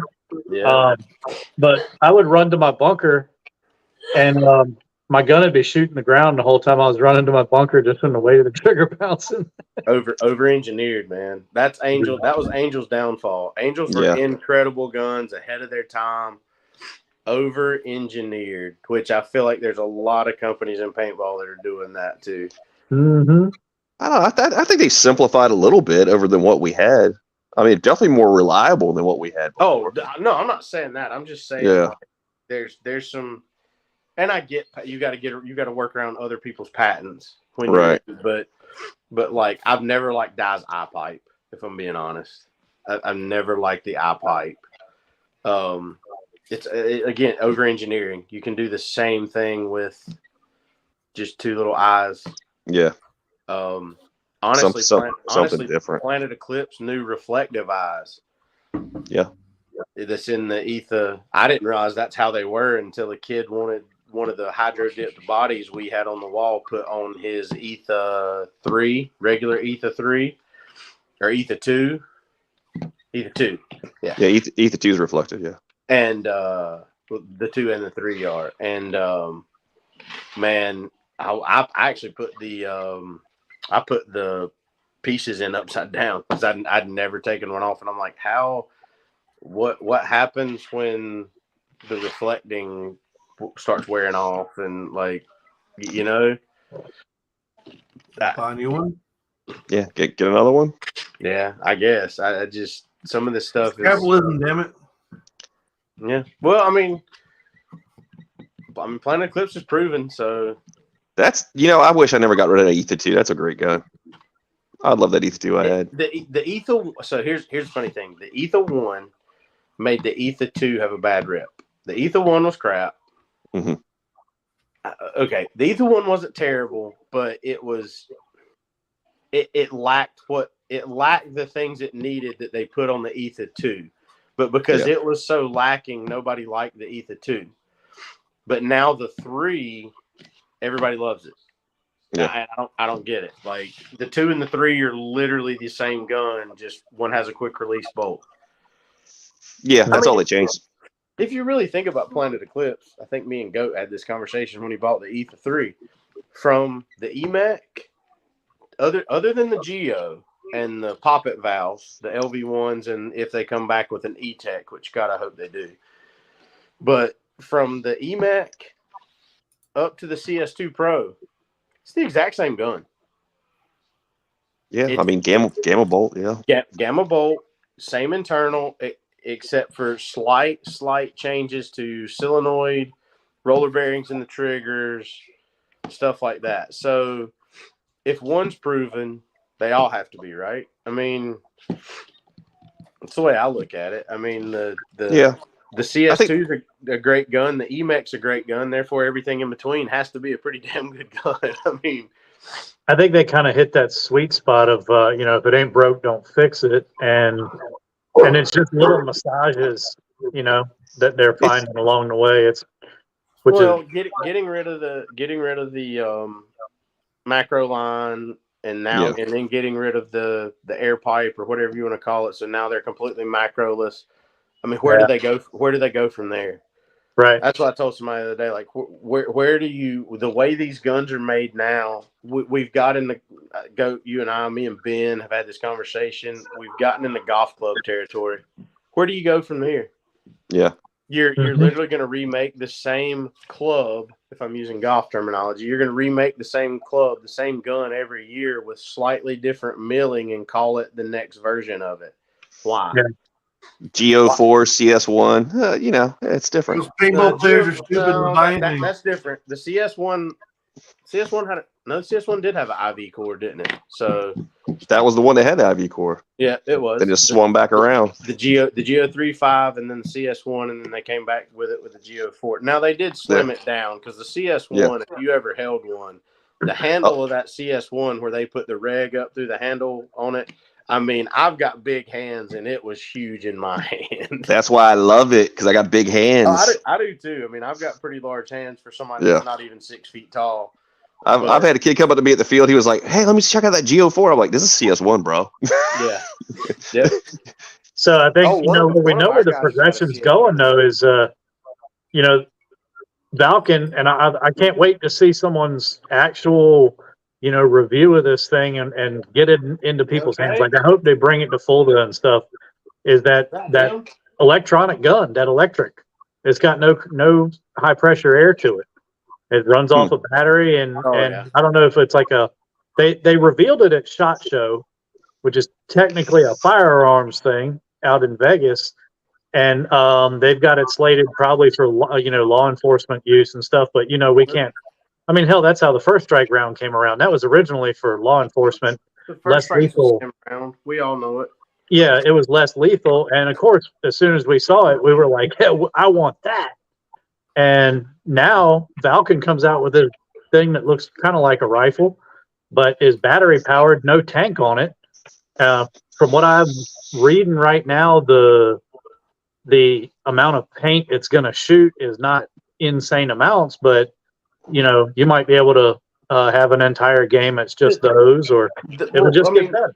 The sport's leading towards mag fed. So if somebody like, and I'm sure Valken's putting patents on it that'll prevent this for at least 10 years or longer. Somebody like Eclipse takes that technology and throws it in the EMF 100 or the EMF platform. Yeah. That's game changing. Now you got a mag fed that all you do is change the batteries in it. You put a real stock on it, just like, whatever, man. That's the next progression. I truly believe that. We got guns that are running 100 to 200 psi.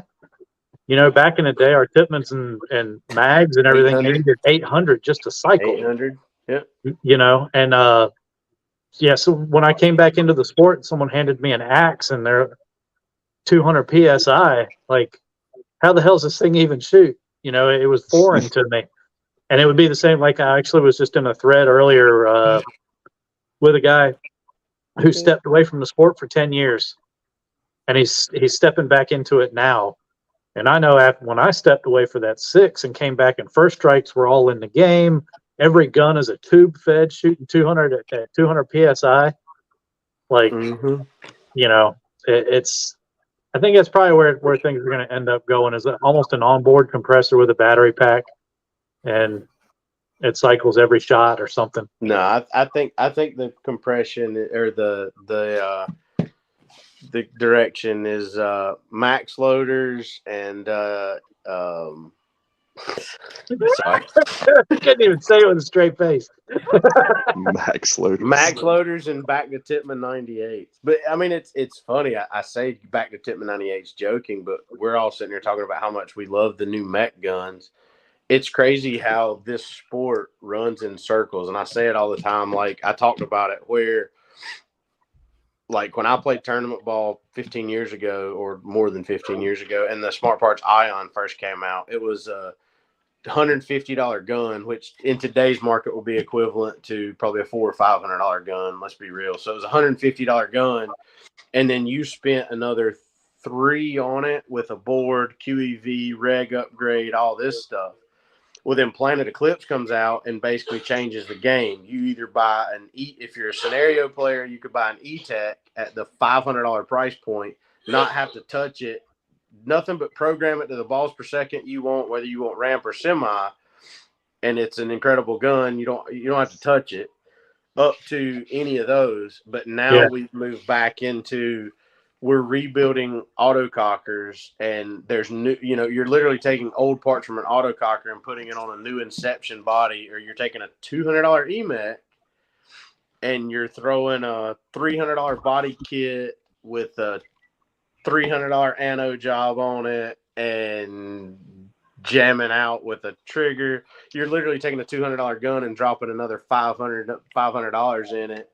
Yeah. It's crazy how it goes in those circles, and we'll continue because, I mean, Planet Eclipse is going to continue to make awesome electros. Dye's going to continue to make electros. I mean, all these all of them have got these guns that are dual compatible. You change the frame and, you go from mech to electro.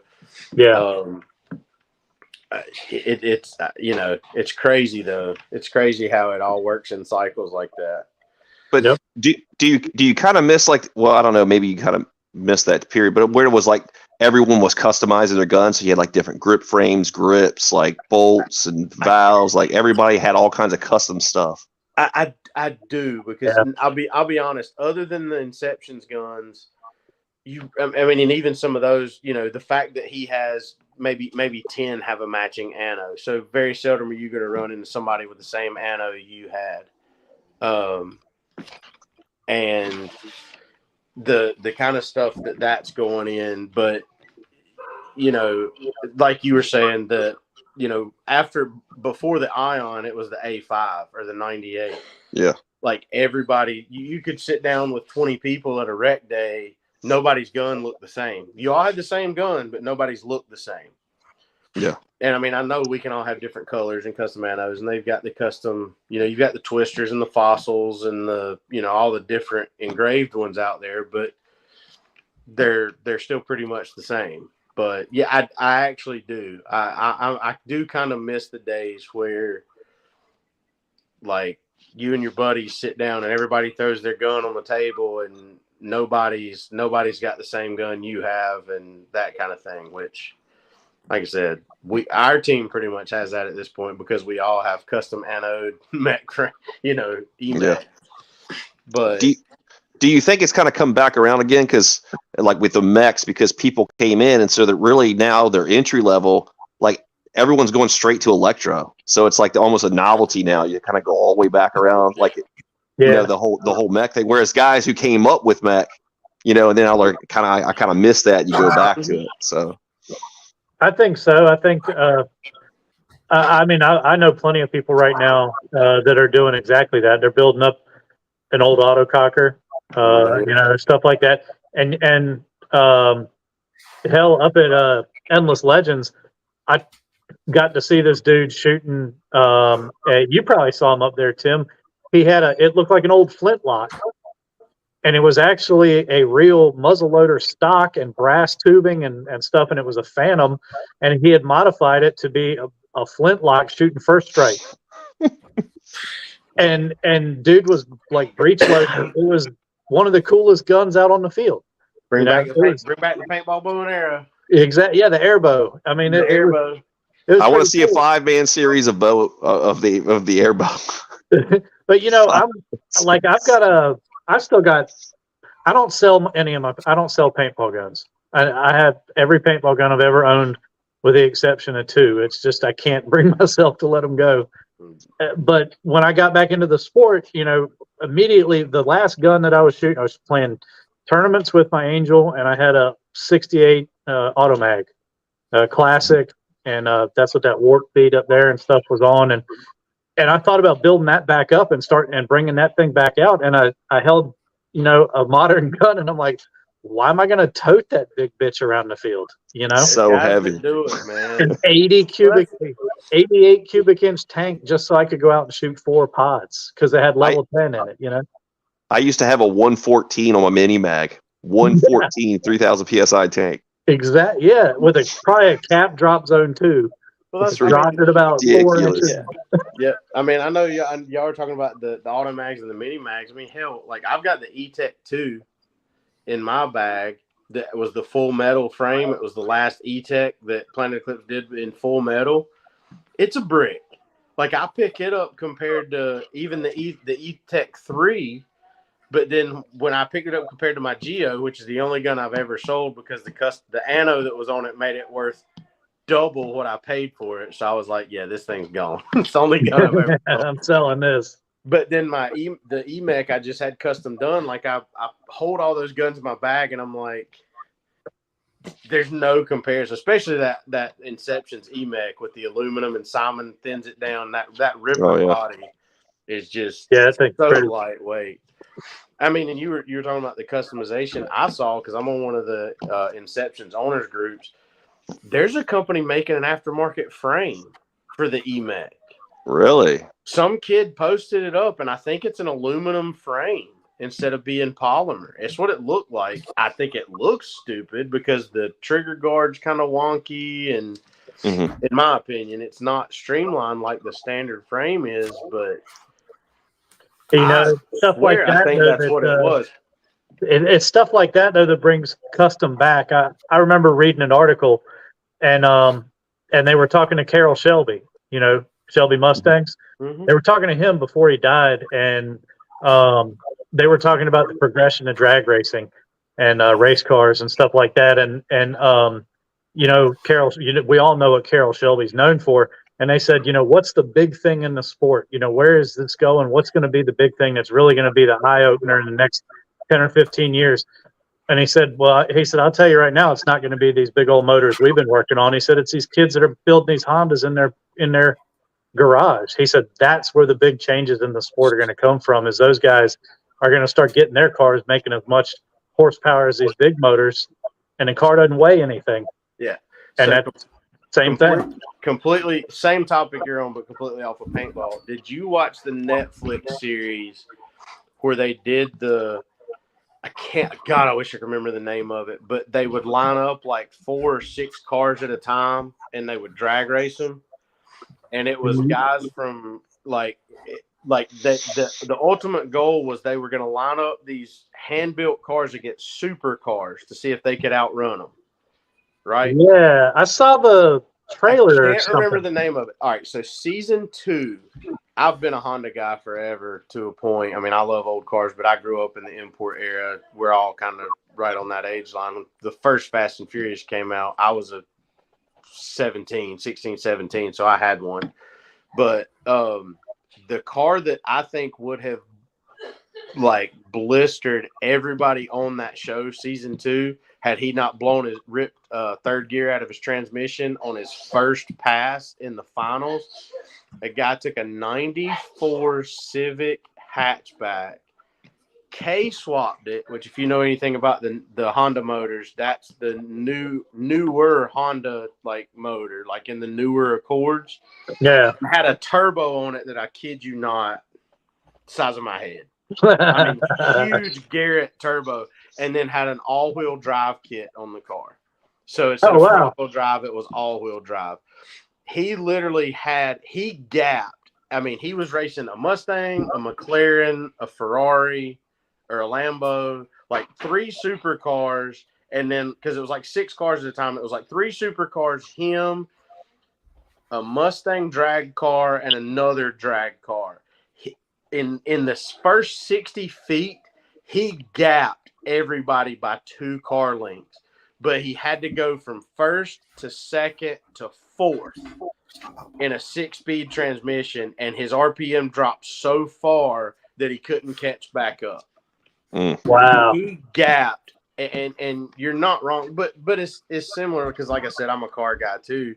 Shelby was right and wrong. Yeah, the Hondas were the big thing, but now it's kind of moved back to the V8s. Yeah. But nobody's building 440 V8s anymore. Like technically, these 427 or these 427 V8s that are being stuck in these drag cars, they're small block motors. They're not 440 big blocks. They're 427 small blocks with high compression and giant turbos. Yep. I mean, nitrous is almost a thing of the past in the pro street drag circuit. Mm-hmm. I mean, I used to watch Street Outlaws like crazy, and all those guys were going to turbos. And I remember Big Chief on Street Outlaws talking about, like the guys that have their, they're on the nitrous button and they have their extra button where if it's a close race, they can hit and get that extra shot of NOS. He's like, don't think we don't have it in our turbo cars too. I can reach down and hit a button and add an extra 10 PSI like that. And I'm like, just crazy to think where all hobbies have those circles and where technology takes everything. I mean, like we said, who would have thought in the Automag days that we would be shooting a gun that literally weighs less than a pound? That's what's funny. They all look like Automags now. Or shooting a gun or shooting a tank that's an 88 that's smaller than the 45 45s that we had back in the day. Yeah, my 80's in my 68 Die Rhino case. Yeah, that's what blows my mind more than anything is how do you upgrade a tank to be that small and still have the same amount of air in it? Like, how do you make a tank smaller to get more volume? Like, if it's one of the first strikes, then the hydro dates are stretched now, and you got your life of the tank. They're the DOT thing. Yeah, they have the different hydro. Yep. Yeah, because the guy we've got to do hydro can't even hydro those tanks. Yeah, I got one. I gotta have send off eventually. Do y'all know, real quick, and I'm fixing to have to jet to get this little guy in the bed. Eric told me, and I can't get it 100% confirmed, that there's supposed to be one of the hydro test guys is supposed to be on site this weekend. Does anybody know if that's the last I heard? They were not coming down. They're not coming. They'll be at Liberty. That sucks because I got about 20 bottles that need to be done. Between our team, we've got about 20 bottles, which I can send them to Safe Air in Greensboro and get them done the week after. But I was hoping I could just get them all done. Like mine's good through March, but I have one that's at its 15-year limit, and then one that's got another hydro left. But our whole team at Fulda, guys were buying tanks and digging through their bags for tanks because they pull their tanks out and they're like, crap, it went out of date 2 months ago and we haven't played anything because there were no games to play last year after the first half. There were games to play. You said travel. So without traveling. All right, Buggy. Well, fellas, I got to jet and get this little monkey to bed. All right, man. All right, well, I guess we'll call it a day because it's over 2 hours. It's been fun as crap. Hit me up about Fallout. All right. I will. Find me this weekend. All right, Bob. Paul Putney will be very excited to hear this. On Friday. And all right, fellas. Find me and we'll chat, Tim. Appreciate you guys coming on. Appreciate everybody watching. Deuces. Love you more.